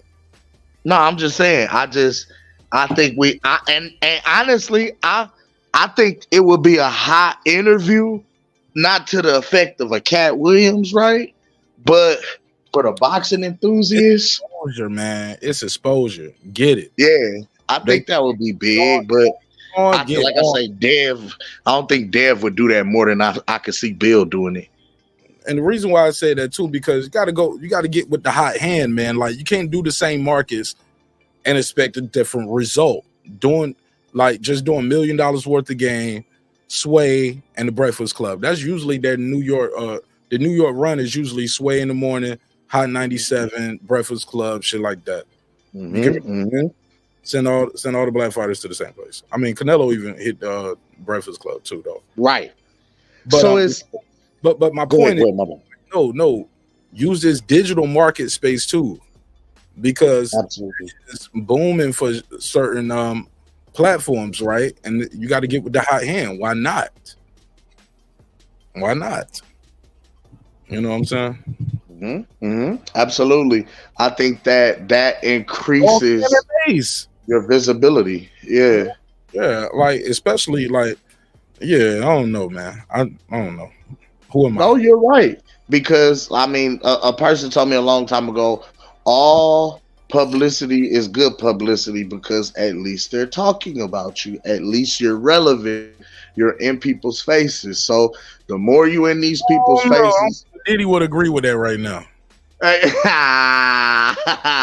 You laughing, but I'm dead ass. I don't think Diddy would agree with that right now. I didn't even want to go into all of that. I was just saying. I mean, Tip would agree. No, Tip was not guilty. But no, what I mean is, like, they talking about you. You're relevant. You're in the people's faces. You're in the spotlight. You're not under. You're repeating the same thing without addressing what I said. All press ain't good press, bro. That's cap. Well, that's cap. Yeah, I meant from a marketing standpoint, bro, not from. Okay, let's go from marketing. Who wants to market Diddy right now? Nobody, because of the bad press. I don't know. Let's look at his streaming numbers and see what them bitches doing. Because sometimes with that, he's getting dropped from his deals. He's stepping down from his own companies and shit like that. Come on, bro. That's what I was going to say. What the streaming numbers look like? That's Russell Simmons. It's all press, good press. That nigga is somewhere sitting Indian style with a red dot on his forehead saying Najee Ramba. Like, motherfucker, like, all press ain't good press, dog.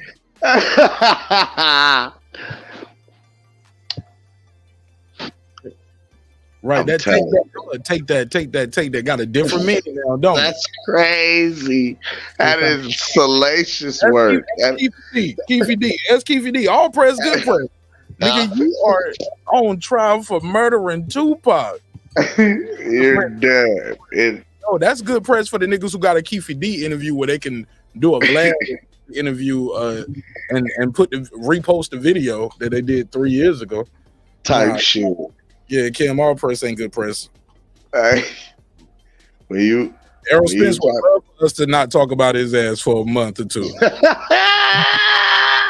That nigga got his ass whooped. That nigga don't want us talking about that fight. That nigga be watching the show like, damn, they talking about boxing again. Fuck it, I'll come back tomorrow. He got 4 more years, G. Yeah, when that Diddy shit was happening and this Cat Williams shit and Shannon Sharp, that nigga Errol Spence was like, finally. Nigga, never forget like 9/11. Fuck you, B. We will never forget July 29th ever. Where were you when Errol got knocked down for the first time? Row G seats, row 7 seat G. You hear me? Type shit. Like where were you when it happened? Where were you when he got stopped in the 9th round? When the ref waved it off. Yeah, but go ahead though. But go ahead. You said all press, good press. I disagree. But what I was saying was in the sense of you know, a lot of these guys or a lot of these fighters are not necessarily being talked about outside of, you have the content creators like ourselves, and even the content creators like ourselves kind of have a primary focus of kind of a pool and selection of fighters that we really kind of talk about. Not necessarily every fighter that's fighting. Like we kind of touch on a certain few, but we'll do a whole show about others. You know what I mean? Bro, I ain't did no episodes about Amir Khan other than the fight where he fought Terence Crawford. Feel me? You know what I'm saying? Kind of shit. So, Kell Brook videos. I never did a Job Pattaya video, but I'm other than when he was on that card, that Saudi card, and I'm probably gonna cover this one he got coming up. But other than that, nope, you're right. Like, you ain't did a shoot. You ain't did a shoot episode, Oscar Valdez episode. I thought about it when he was fighting. Yeah, we talked about it then. But other than that, like standalone, that was that. Or they the headline. No, they're not the headline video. You feel me? You know what I mean? That was that. Like, so it's one of those things where you have to I'm guilty. Increase yourself as much as you possibly can. Like, I get it. Yes, business wise, your promoter is supposed to promote you and make you out to be the biggest star in the world. But on the flip side, why aren't you also equally pushing and promoting yourself as the biggest star and the best fighter in the world? Like if you don't believe it, how am I supposed to believe it? I'm the consumer. I'm the guy who consumes your content. You feel me? So like, if you ain't putting it out here with no kind of confidence, how the fuck am I supposed to confidently believe in what it is that you show? You feel like, you feel what I'm saying? Like I'm supposed to just automatically assess from your bouts and contests that you're the goods, and then I'm supposed to start pushing and demanding to see you more. Nigga, I don't know when you fight. I don't know your schedule. I only know when they put it out there. You feel me? Like, so it's on you as the fighter, you know what I mean? Because you are the brand, you are the entertainer, you're the, you know what I mean? Like, you are the actual product that the consumers are consuming. Like, we're watching your fights, your bouts. So if you don't put it out there that is happening, we don't know because they not pushing you to the forefront. You feel me? Like, type shit. So like I feel like it should be a bit of an equal push on both sides, as much as the fighter is able to, knows how, or is even financially able to employ the proper teams to make that happen. Because I ain't gonna lie, this social media posting shit is a full-time job in and of itself. Because there's so many different platforms trying to chop up. Depends on how much you put into it, and if you got a team, if you're doing everything by yourself, how much content you trying to produce, like what is your overhead for making content, but also, you know, how much you're gonna get on the ROI, and that's the return on those investments. That's the biggest. Facts. Because if we ain't making no bread off this shit, like, it ain't no job. It's a hobby. Yeah. Ooh. Yeah. You know Yeah. You working. It ain't no job, my nigga. It's a work. It's a labor of love. It's a hobby. It's volunteer work. Yeah, like yeah, you get that at the Red Cross, my nigga. But now you're hoping, hey, look, pretty much, you're hoping for it to pay off. You pick and choose. You hoping for it to, like, you basically swinging for the fences with every opportunity, hoping that something catches or catches the eye, or something is picked up, you know what I mean, to where it increases your platform. Because the more you increase your platform, the more influence you command. The more influence you command, the more people feel like they're going to have a return on investment, because people are going to show up and bring a crowd anywhere you are because they want to see you. You know what I mean? They're going to drop bread to see you. They're going to pop out to your events, whether it's a fight or just shit, a book signing or whatever. You know what I mean? Like, I've picked that up more so from the entertainment process, just doing this, this stand-up comedy bit, because it's like, shit, you might be funny than a motherfucker and can do a full hour on stage, and you really good at your craft, but if nobody knows who you are, the promoter is not going to be willing to pay you even necessarily what you might be worth, because you don't command a return on investment, because nobody knows you. So it's not really, they feel like you may not have an influence that you may necessarily have. You know what I mean? Kind of shit. So it's like people, when they meet you, they're like, damn, you are funny, or damn, you have, what it takes, but why ain't you doing more? And it's like, yo, I gotta, I don't necessarily know how to work the social media side of it to be able to market myself to become bigger, to have a larger following. You know what I mean? Like, it's a lot that goes into this shit.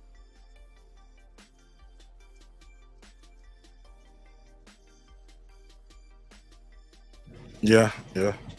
But yeah, you gotta want to do it though. You definitely gotta want to do it. You gotta want to do it whether you're making $1 or not, because it ain't no guarantee you're gonna make some money. Like, you never know what video is gonna hit and what's not, Mm-hmm. It happens, you know what I'm saying? But shit, I don't know. I don't be looking at it all the time like, oh, I gotta do this many views, or I gotta get this many people watching. I just cut this mic on when I got some time to do it. Now, I used to stick to a schedule, but man, my life has changed so much from when I first started it, bro. I really don't have time to do it like I really want to do it. And then when I do, know exactly what I mean. I got tired sometimes, bro. Yeah. I got a dog, and I got a business. And you feel me? You married, you have a child, you're already a brand in and of itself. You do music, you know what I'm saying? You do shows, you entertain, you have a business, you got a lot going on. Oh shit, nigga. Look, your boy tapping into this real estate shit now. Like, I'm learning a lot in that, and that takes a lot of time too. Mm-hmm. You know, you got to learn that shit so you don't get screwed over. Mm-hmm. Yeah, so shit, trying to remodel a home myself. You know what I'm saying? As much as I can, I'm gonna do myself though. Me and the homies. You gonna start a live and be in this motherfucker fixing with Mark Nash, bro. I don't know about that, but I think I will like I'll put the camera up and put it on time lapse while I'm gonna paint. I'm gonna do some painting. I'm gonna do the flooring. Yeah, let's monetize you another channel now. We got the do it yourself with Mark Nash while you fix up the crib. Yeah, let's go. Today we're gonna knock down the wall. Bro, but I've been learning a lot about that shit, man, and that ass. Shit blowing be my playing mind. all your music in the background while you knocking shit down. Damn, I hate my job. Knock it down the wall, bro. Listen. I ain't gonna listen. You might have to pay for some of this sauce, Mark. It's crazy, man. I'm giving you too much work right now. Somebody said need to plug. Shout out to Good Vibes Zone. He said great show, good conversation. I appreciate it, fam. I'll give you a drop. A 10. A 10. A fucking 10. Appreciate it, fam. But yeah, man, it's just a lot, man. So sometimes, like, yeah, I'm like, man, boxing kind of dry right now. I ain't even gonna hold you. And then the other topics I might want to talk about them, but it's probably not enough for a whole episode. And I'll just be like, I'll just do a video for it. And then by the time I feel like doing a video for it, I got something else going on. Busy, man. Just busy, man. I feel it. In a good way, bro. But it's like, is it worth it? Like, I want to keep the. What I'm doing is definitely worth it. You talking? No, I'm talking about the topics. I'm talking about the boxing side. Like some of the shit you be like, man, this so soap opera ass shit. Let's get to the fight. Ain't nobody talking about nothing. Behind the scenes, when I talk to certain managers and trainers and people that's in the business, shit, half the time the good shit they tell me, I can't tell it. You get what I'm saying? Right, like, yo, I'm gonna tell you this, but don't tell nobody. Like, you can't go out with the story. Right. So, and they'll just tell me some shit, and I'll be like, wow, that's crazy. But I just gotta sit back and kind of watch it. Once it's announced, then I can. Yeah. I gotta play surprise like everybody else. Whole time I knew this shit was coming. Shit like that. That's ugly though. It is what it is though. It's like people sometimes they just want to vent. But at least you don't do the bullshit that some of these motherfuckers do. They'll hear, you know what I'm saying, some shit, or they'll get some inside information and some real, you know what I mean? They be directly on phone calls with the motherfuckers involved, hear it from the horse's mouth, directly from the source, and go jump right on social media and do some extra shit. Like, you will say the complete opposite of what the fuck you just heard, as if it's... That's the worst. You know what I mean? On some clickbait shit to get motherfuckers, man, no. And that is worse. That's the worst. Nah, I don't do that. Yeah, but it'd be like that. But it is what it is, though, man. Shit, I mean, it is what it is. I appreciate them, you know, chopping it up with your boy. You know what I'm saying? Sometimes they want, you know, just to get it off their chest.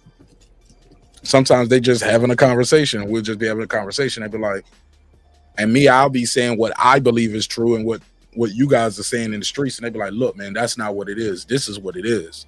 And it's good to be able to bring light. Like, well, how you know? Like, just how you can call me and talk to me, I can call them and talk to them.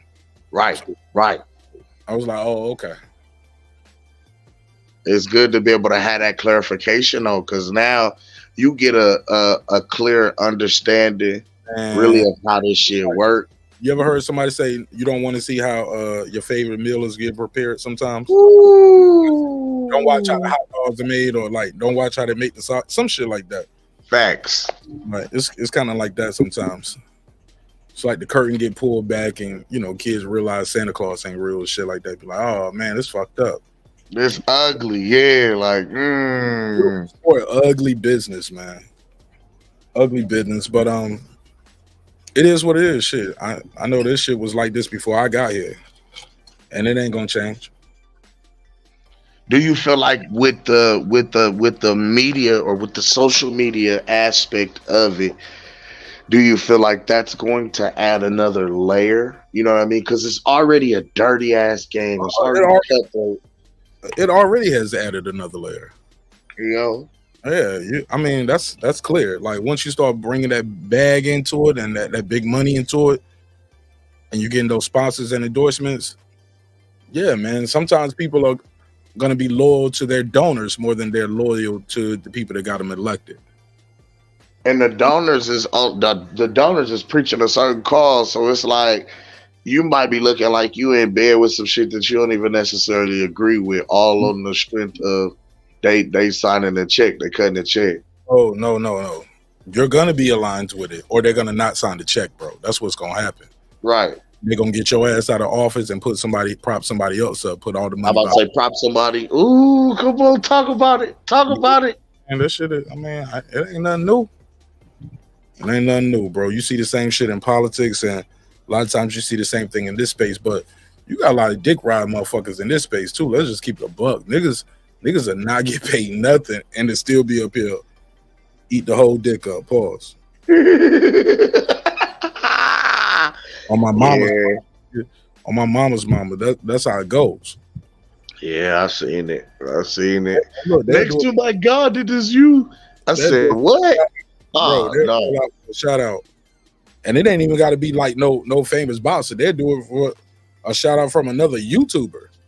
Like nowadays, like fans of fans of fans. That's crazy. And fans are fans of other fans. That's crazy. Come on, fam. You know I ain't lying. You absolutely right, and that's the thing. That's how these brigades are formed. Like they fuck what my eyes tell me, my lying eyes. I'm gonna let you tell me what you think it really is. Like we're gonna listen.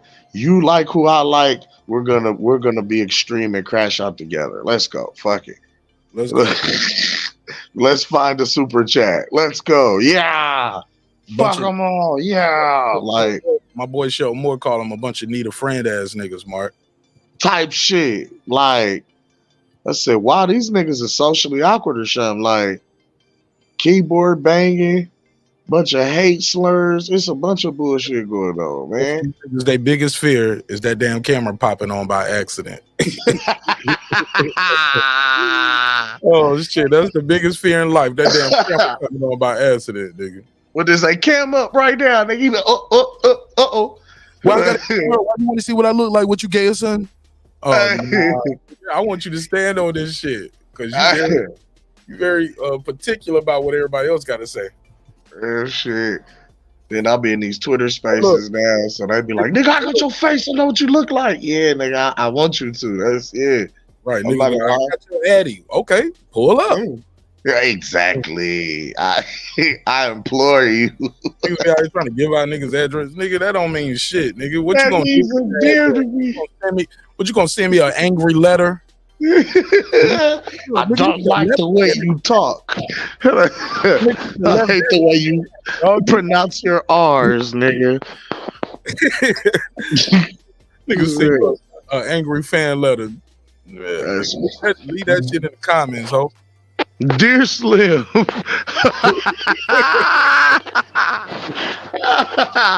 this will be the last message I ever write your ass. Oh shit! I hope so. You always skip my super chats. I paid my last bit of plasma center money. You didn't read it. Hold up, it's a shot. Y'all got a plasma center? Is that like rent a center? Nah. Niggas be selling plasma. You know, niggas donate plasma. Oh shit, yo, man! I gave some money to a girl at the store, man. It was around Christmas time, and I just felt so bad. She was on her way. It was around Christmas time. This Christmas just passed, and she was far as hell away because where I was at working. And she was like, "Yeah, I'm on my way to donate some plasma." Mm-hmm. She was trying to catch the bus, right? She was trying to put like $3 a $2 a premium. Ooh, to get cross town is crazy. Yeah, in Atlanta traffic too. I'm like, yo, fam. You should have just took the bus. Like, fuck. Right. No, I think she had a kid with her. She had a kid with her. No, she didn't have a kid with her. I don't know. I don't remember looking in the car. Whatever. Look, just add that part so the story would be more dramatic. It's more dramatic, more human appeal, more human interest. Yeah, let's pretend she had a car seat in the back. Single mom. Damn, baby. It's crazy. Black community. Struggling. And look, the story goes like this. I'm at the gas pump and she walks up to my car. You know, I'm sitting in the car about to walk in. You know how niggas be like in the city, like before you get out of the car, you look around a little bit. Mm-hmm. Let me survey the area real quick. Okay. See what's popping over in this motherfucker.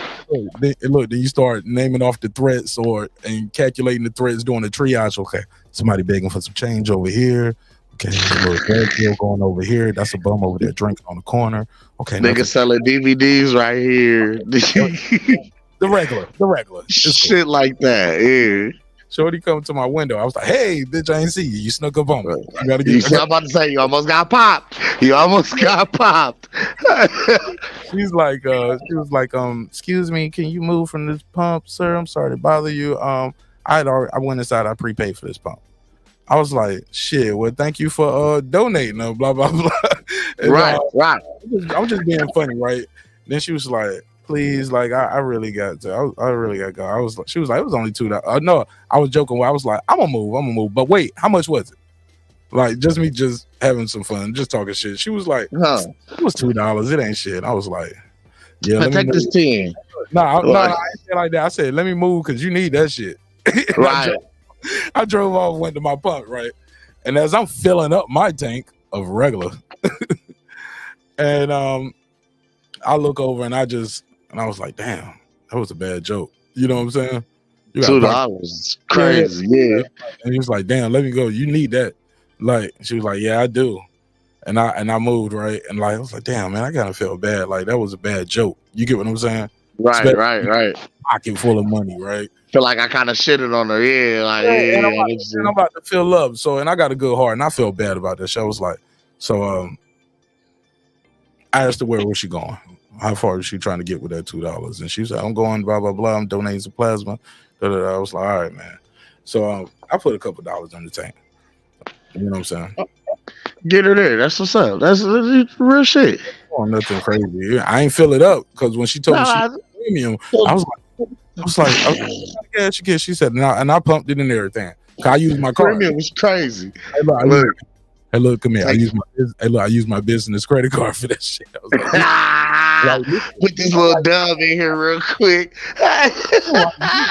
Nigga, like, I got a good heart, but God gonna pay me back in the long term, but the tax man gonna pay me back in the short term. You feel me? That's crazy. Let me tap this credit card. The double whammy for the blessing is insane, bro. Gas card, hell yeah. Boop, I got you. You know I got the karma and the business write off for the taxes. Yeah. So I'm pumping it. I was like, what kind you need? She said, I use 93. I was like, yeah. I was like, I wish I would have known that before I had this good spirit over here, this good Christmas spirit on me right now. Like, I've been like, so you can't just use the regular unleaded with no ethanol, It's the same gas, bitch. It's the same gas. Like, this is my mom's car, and I was like, oh, okay. I was like, damn, man. I just kind of felt bad for it, man. So I just threw a couple bucks in there and helped her out that day. Oh, that's a blessing, man. See, hey, look, I'm gonna tell you what's funny though. I told my wife this story, right? Like, so right afterwards, call my wife. We talking and shit because she ain't doing shit right now anyway. You know what I'm saying? She just chilling, or whatever she was doing. She might be listening to the show. She's like, nigga, I was working too. What the fuck you mean? You called me while I was at work. You told me this bullshit story. Right. Funny story though. I called my wife. I was like, yeah, man, just helped out this young girl, man. She needs some cash. She about to go donate some plasma. And she going all the way from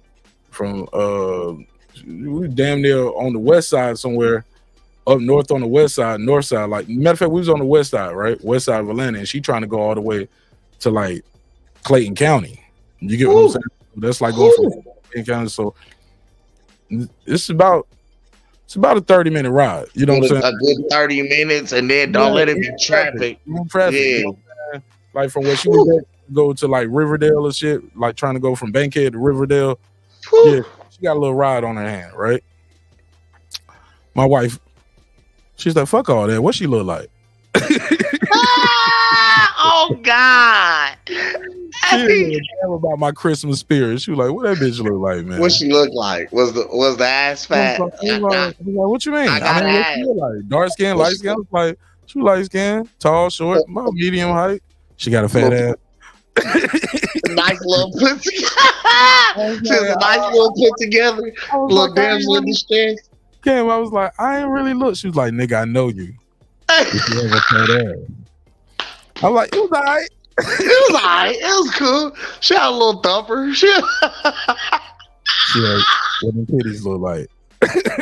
I was like, damn, bitch, you trying to fuck her? You want me to call her back real quick? You got a bitch? You got a number? That's what you're doing? You out here just pumping bitches gas and shit during the Christmas time? You don't to me yet, nigga. Like, my wife was with me Christmas cheer that day. I was like, all right. Like, I could have told you that was an instant argument, sir. You never listen. I thought we were close enough for that. I thought I could confide in her. She was going to tell me, Oh, you so sweet, baby. You were supposed no, nigga. No, listen. My wife, the type of wife, she be wanting to like sponsor her family for Christmas and stuff like that. That's so cool. Like that. But let her do it. You can't. You just give her the money and let her pick the family. If you do, no, listen. Oh man, I could have told you this. If she want to sponsor a family of strangers, she got to do that on her own. I can't contribute. I'm just saying. You can't. If you go do business credit card and we can write it off. Now, you know what I'm saying? That's cool, but listen, you just out here blessing random single mothers. Instant argument. You feel me? Because you gotta explain what she looked like. It don't matter where she was going, what she was doing at that moment. Plasma right before Christmas, bro. She gonna be dizzy and woozy while she eating her Christmas dinner. I feel damn that. That was a $40. That was a quick 40 wow. On my big mouth, bro, because I shouldn't have said that $2. I was like, $2. I was like, how much was it? Because she told me she prepaid for that pump. I was like, $2. I'm like, damn, you need that shit. Here, man. Yeah, do your shit. And then she was like, that was a damsel in distress. You just you done got it, what you got a little bitch $40. Like, no, right. Bro, it's their argument. Probably check my damn credit card receipts after that, huh? It's their argument, gang. No, you was supposed to you could have played it off. You know what I'm saying? Little, you know what I'm saying? Bless the little brother at the gas station. You know what I'm saying? Him and his family needed some gas. Him and his girl, you know what I'm saying? His baby mama. He was in the gas station. She was out there pumping the gas. Goofy ass nigga, you know? Yeah. Make it look good, but you never listen, Mark. No, oh my god, and I feel like I'm so in Discord. We good. Hey, look, that shit won't about nothing, man. It's all entertainment. I know. It's funny though. I went through that same shit, but it wasn't even like pumping nobody gas. I just blessed a little chick at the grocery store. You know what I'm saying? And I had card. What happened? Man, what? Big EBT swipe. I ain't even tripping though. You know what I'm saying? She was just like $2 short on her shit. You know what I mean? I was like, man, I got it. Swoop. You know what I mean? Your girl was right there? Nah, I went home and told her about it. You know what I'm saying? Because it was like, you felt good about yourself. You thought I felt good. Like I blessed somebody. You know, I did the right thing. I blessed somebody. About that $2. I bet shit. Nigga, no, I did not afterwards. I felt like I should have let her and her children starve. Like I said, damn, I can't even get food stamps away. She said no. Fuck that, man. You know how many pack of ramen noodles we could have got with that shit? Crazy work. You hear me? That was an hour-long argument about and a little half a dozen eggs. What the fuck is wrong with you? And bro, first of all, before we even got to the financial breakdown, I had to argue. I had to prove that I wasn't cheating. I had to prove that I still loved her and I still wanted to be there and make this work as a family. How did you have to prove your love and all that? What she make you do? Bro, what if another nigga bought me some food like type shit? What, like tried to flip it around? What if I was at the store and the man came up and decided he was gonna pay for my groceries? How did that make you feel as a man? Bitch, we just saved some money on swiping the food stamp card. I'm not really tripping. Like that wouldn't make you feel some type of way. No. Like, did you give him some ass afterwards? Like, did you like? What are we talking about? Like, what happened? Listen, no. In her mind, by me swiping the card for this woman, I was attracted to her sexually. Her card. It was my food stamp card. My name was on it. Type shit. That's my shit. Like, but it's the fact of you get now. You can't trip about. Like, she might be right now. Has she ever let you use her card, or she ever bought the food, or you was like, yo, I need you to help out? Because if you giving away the $2 in food stamps, but you got to ask somebody for something before or after, you know, it's like, you know, you ever had them niggas that come smoke out with you, but then they ask you for a ride home? Then oh my God, yeah. I Like, get it. like they get dropped off at your crib to come smoke. They come smoke. Now I gotta take you like, back. look, do you tell the nigga, well, shit, man, hey, look, your lady don't came home from work. She in there cooking some chicken and shit. That nigga still here like he's staying for dinner. Like he waiting for a stovetop commercial. Like, nah, nigga, so what time your ride coming to get you, my guy? Oh, shit, I thought you was gonna take me home, OG. Oh, nigga, I ain't bring you over here. Bro, that's crazy. Yeah, here, take this bus ticket. Yeah, I done had to take gang home before. I don't know about Omar. You put a nigga on the bus in Atlanta, bro. That nigga gonna be, y'all will never be friends again. Y'all ain't friends no more. Nigga, like, oh, that's some whole ass shit. You ain't gonna take me home? Nope. Nope. Get this Uber. No. He can sit. No, he can sit here while somebody come pick him up. You sit there. That's wild. Look, Yeah, we gonna smoke this last blunt. We gonna smoke this last blunt. Wait for you. This how you really get them gone. They be like, shit, nigga, I'm about to roll up another. I'm like, nah, I'm straight, bro. I'm high already, man. That mean it's time to go. She took her plate upstairs, and then you be like, hold up, bro, I'll be right back. Go upstairs. Come back. You ain't shit. You ain't no good.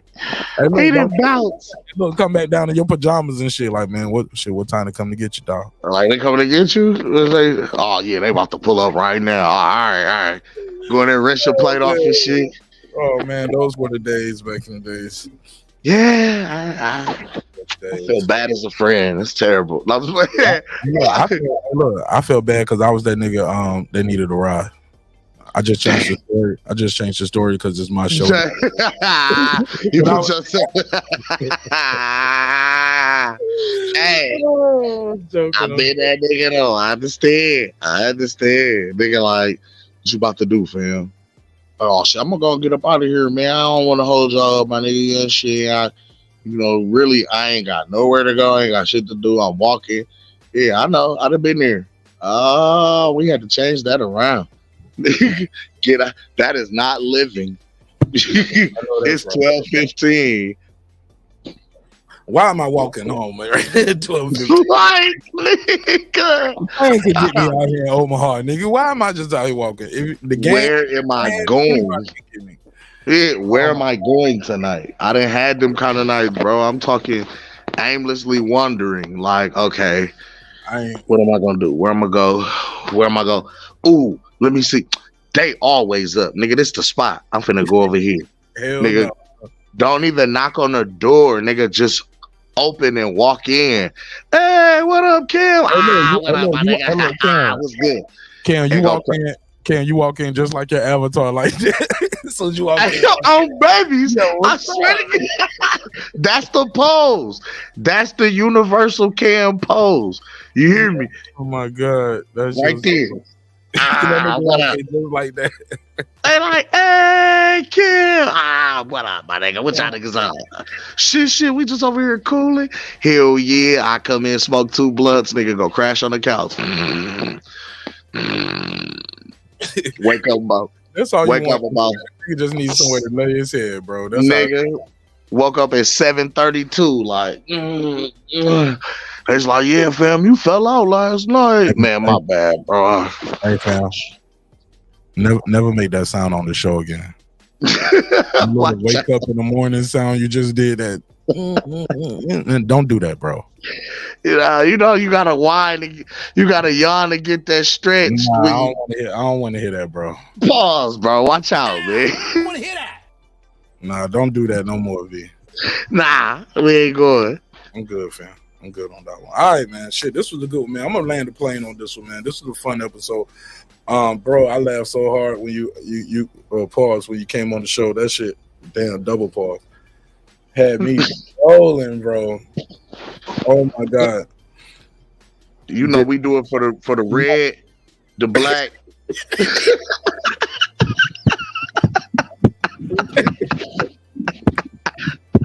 And the green. The green, of course, is for the land and the marijuana and the collard greens that we eat for Thanksgiving. Like, it's crazy, man.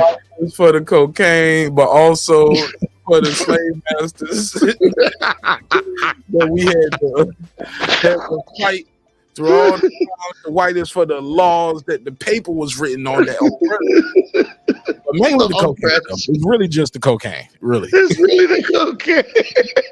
It's the coke, and by coke I mean cocaine. C. The booger sugar. Oh my god, man! Yo, is a motherfucker, boy. You had me rolling on this one, man. I needed that nigga Floyd told on the whole squad, man. If Pops get indicted now, it's over. He used his own testimony, bro. Pops sold the green and the white. I don't think he trapped the brown. Yo, he didn't even confirm what the night said. I don't think he sold the brown. He can confirm it tonight. I think. I think he, not to my recollection. Everything else is a go. Inside the ring. Yeah, let me get one more. I need that one more time.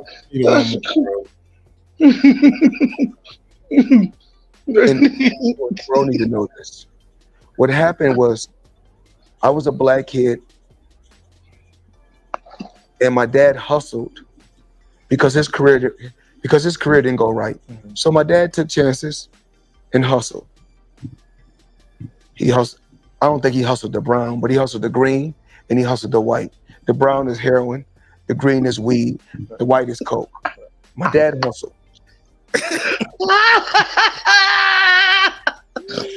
Yeah. That's crazy.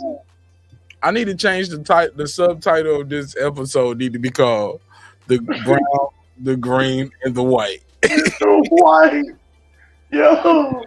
Holy smokes. He hustled. Yeah. I don't think he hustled the brown, but he hustled the green and he hustled the white. The brown is heroin, the green is weed, the white is coke. Dad hustled. New sound clip. That's the new sound drop. Okay. He also the green, he also the white. Oh shit. Wow. Man. That's crazy, man. All right, man. Plug your channel, bro. Plug your channel. Anything you got going on, any shows you got coming up as far as the comedy, the music. Let people know how they can reach you, follow you, support you in a major way. Yes, sir. Yes, sir. Man, you can catch me on Twitter, aka X, or Instagram at IM_Cam Edwards. You catch me on Facebook at Cameron Edwards. My full name is my government. Yeah, you can Google me. It's Googleable. What else, man? Of course, Booty Swang is available on all streaming platforms. Sick and Tired is available on all streaming platforms. We got Shots, the TV series that's coming soon. That'll be releasing on Tubi. Look out for me. I'm making my little cameo appearances in that. You know what I'm saying? You can catch me, Pastor Goot, Sugar J, and Boom Boom over at It's Boxing to You. ITZ Boxing, the number 2, the letter U. What else, man? The comedy joint, man. We got shows crazy. What's today? All right. Next, let's see, March 8th. Yep, Friday, March 8th. I will be at Nefertiti's in Kansas City. Then March 16th, I will be in Alturas, Oklahoma. March 23rd, I will be here in Omaha. I'm doing a performance for my birthday on the 23rd. Then, what else? April 20th, 420, I will be hosting the It's a Vibe Volume 6 here in Omaha as well. Yeah, man, just trying to stay active, bro.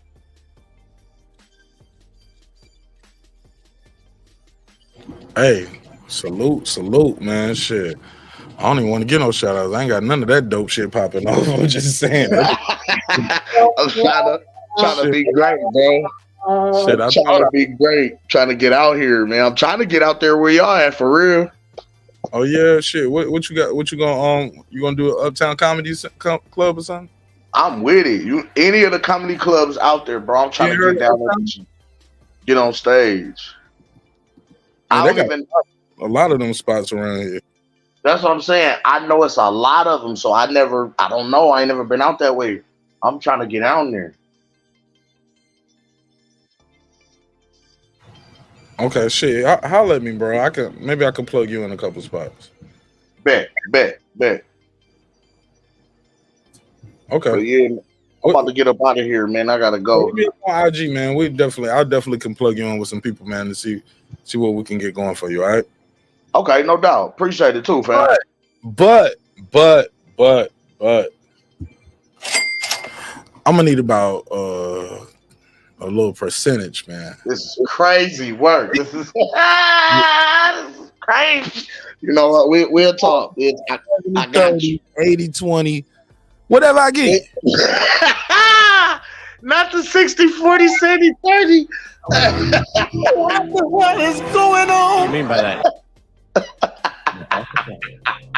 9. Hey, who you think you is? DJ Quick?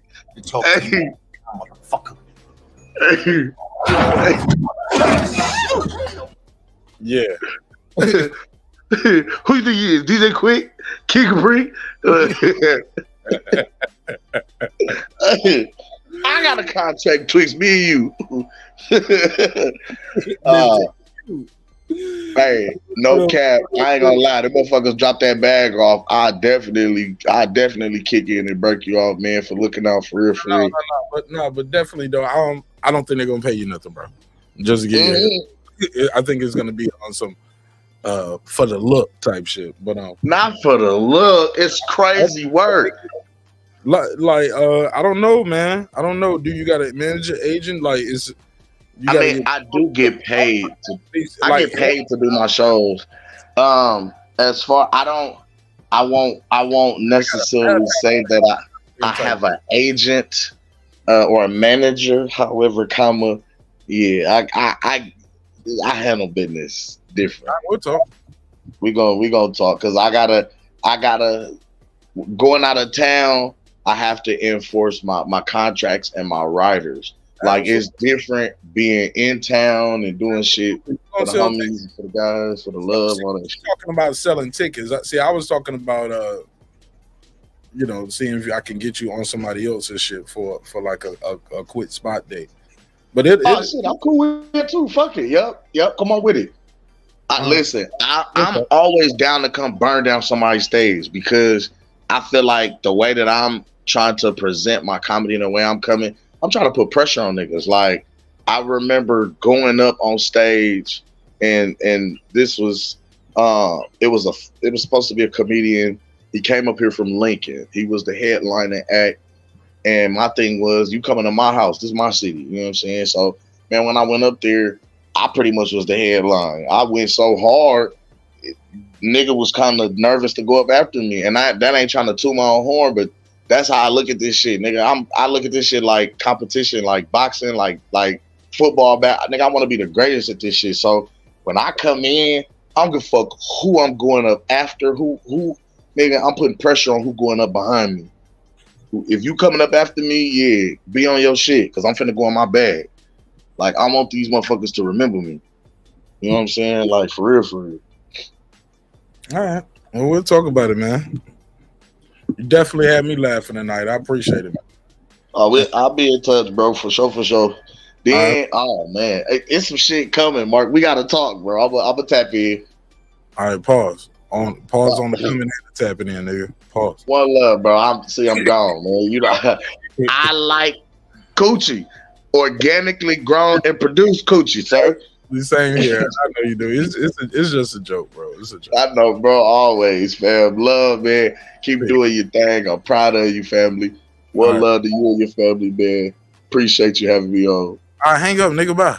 Hey, look. Y'all niggas hit the motherfucking button, too. Cam didn't want to give you like 3-4 dabs before you say goodbye. Be like, all right, man.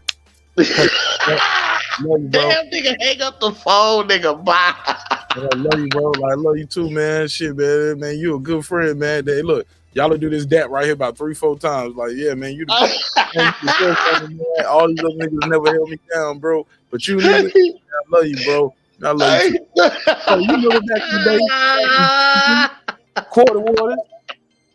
Yeah, man, we was kicking, man. Yeah, man. We borrow each other clothes. Remember that one time you had that shirt on that I let you borrow, you put that mustard on? I didn't even trip on it, man. 30 minutes later, nigga. Remember that platinum FUBU I had, nigga? That platinum FUBU? Hey, my girl be sitting in the car like, nigga, if you'll come the fuck home. My Fat Albert velour suit.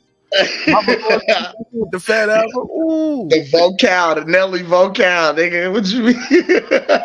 I ain't never do no vocal in my life.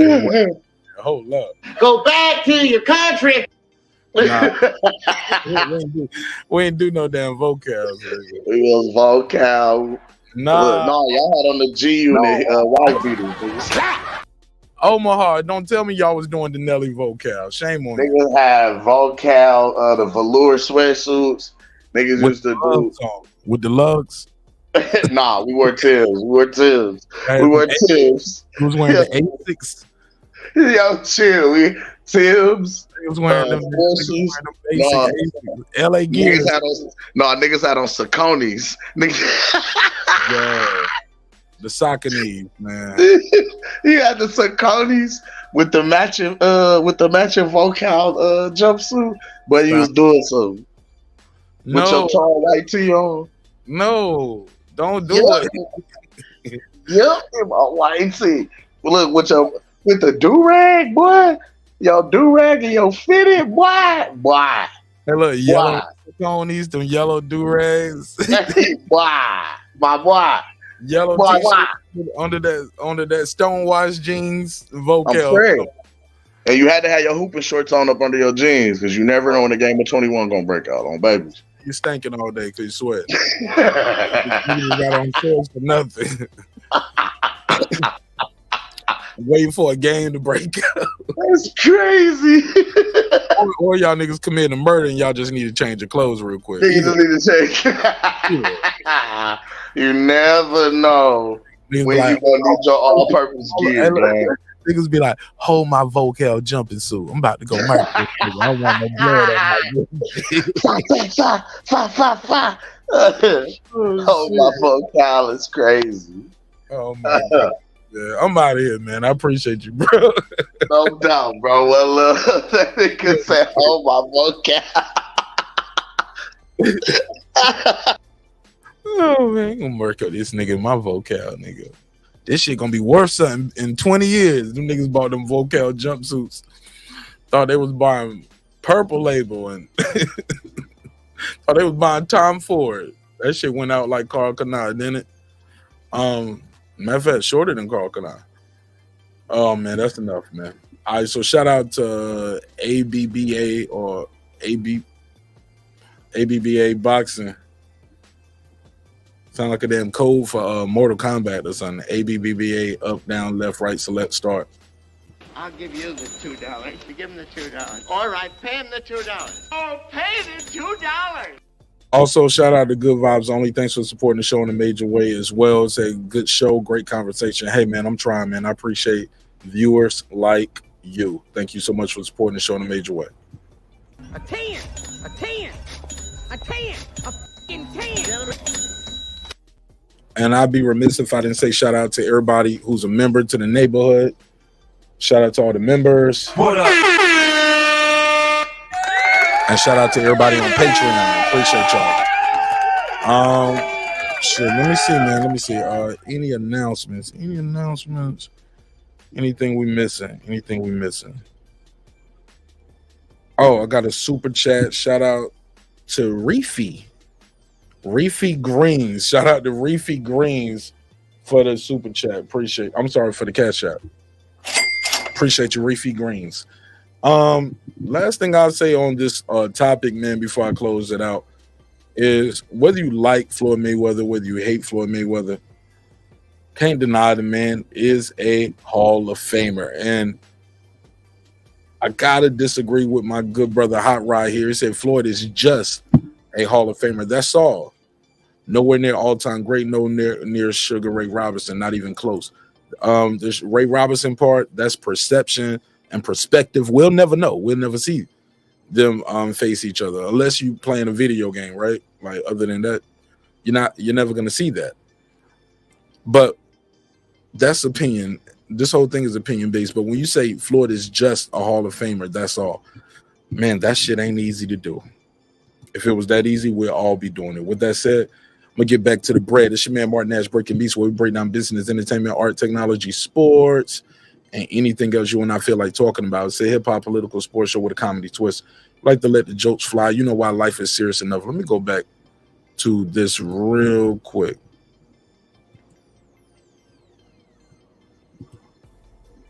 Bear with me. One thing I wanted to say. Okay, Lisa said the Jack Catterall fight. Jack Catterall and them had and Josh Taylor had 2 back-to-back press conferences. Both were fire. Absolutely. Yeah, he slapped Josh. Jack Catterall slapped Josh Taylor. I might need to do a video about that. He kind of slapped him, didn't he? Give him a little smack. And Josh Taylor, rightfully so, just laughed it off. He looked like he was about to grab that chair though, or throw that chair. You see him grab the chair? Looked like he was ready to push the button on it. Glad he didn't mess up the fight by throwing the chair, because that would have been super crazy. All right, so if a back is broken, what, a vertebrae or spinal. All right, shout out to Like That. What up? Transcendent Sports Channel. What up? Machiavelli. What up? Foodie with the Beauty. What up? Stone Tangerine. What up? Cooking with Sir Senior. What up? Carmen Serene. What up? Con Shawnery. What up? Haplo. What up? Matty Yoel. What up? DJ MFB. What up? Pound for Pound Sports Entertainment. What up? Raheem the Dream Soto. What up? I lost my spot. Raheem the Dream Soto. What up, gangsta? Electro Jazz, they getting his bread. What up? SLG. What up? SF City Slicker. What up? Beyond Above Media. What up? Nick Rich What and his up, bitch. gangsta? Shout out to Nick Rich. What up? In Conquest. What up? Girl Behind the Mic. What up? Lisa Bell, She Never Fails. What up? Champion Heart. What up? Food Revolution. What up? That guy Eclipse 330 early. What up? Hold up. My bad. Mixing the Patreon in with these as well. So bear with me if I mess up a little bit. I ain't got it organized yet. What up? Where we at? My page.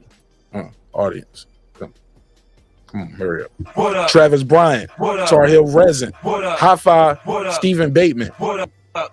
What up? Derek Lincoln. What up? Diallo. What up? La Jessica. What up? Cam Edwards. What up? Detroit BC. What up? Jerry the Terrataska. What up, gangsta?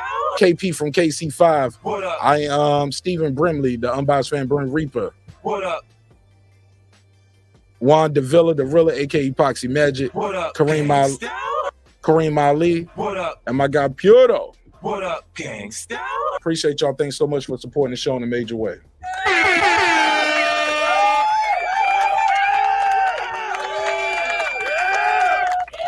All right, with that said, man, that's all I got for that. Okay, he said rolling up the green. Yo. Hold on, I got to do it one more time now. Now I got to do it one more time. Hold on, let me turn it up. What the button at? It's Coke. My dad hustled, took chances, and hustled. He hustled. I don't think he hustled the brown, but he hustled the green and he hustled the white. The brown is heroin, the green is weed, the white is Coke. My dad hustled. This is another great episode of Breaking Beats, where we break down business, entertainment, art, technology, sports, and anything else you and I feel like talking about. It's a hip-hop political sports show with a comedy twist. We like to let the jokes fly. You know why? Life is serious enough. It's your man Martin Nash, man. Thank you for your time. Thank you for your energy. Thank you for allowing me the opportunity to entertain y'all this evening. Hopefully you were thoroughly entertained. If not, I'll try again on the next episode. Shout out to Kim. Let me give him a drop. I'll give you the $2. You give him the $2. All right, pay him the $2. Oh, pay the $2. Hey, man, I love y'all. Hope you love yourself. If not, guess what? God loves you. So does Martin Nash in the neighborhood here at Breaking Beats, where we break down business, entertainment, art, technology, sports, and anything else you and I feel like talking about. It's a hip-hop political sports show with a comedy twist, like Little Joe's Life. No, I already said it already. Hey, look, always remember, dreams require your sleep. Goals require your effort. Go out there and get your goals. I'm on to the next episode, man. Sometimes we're going to agree. Sometimes we're going to disagree. But never forget, man, respect is free. Disrespect can cost you everything: your family, your freedom, your finances, most importantly, your life. So let's show each other love. Let's show each other respect. If not, let's just show each other the door. You go your way, I go mine. God willing, I'm sure we both will do fine. See you in the next one. Peace. I built this shit. Me. Brick by brick. And I'll be damned if I let you tear it down just because you don't like the way another nigga talk. And I mean that shit. Drive, motherfuckers. Hey, it's Antonio Tarver, champion. You watching Mark Nash at Breaking Beach. I usually don't do drops, but I'm going to give you one, bro. I'm going to give you one. I love you, champ. This that squad sound.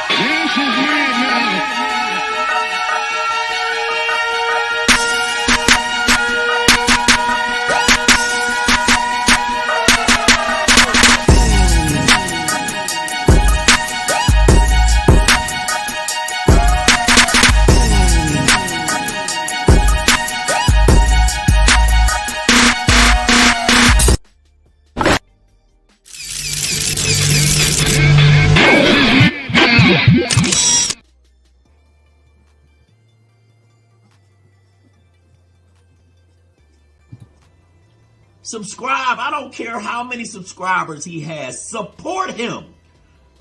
So he made all this possible. He made this possible. Nah, Dr. Mark, God made this possible, and so did viewers like you. I'll see y'all on the next one. Peace.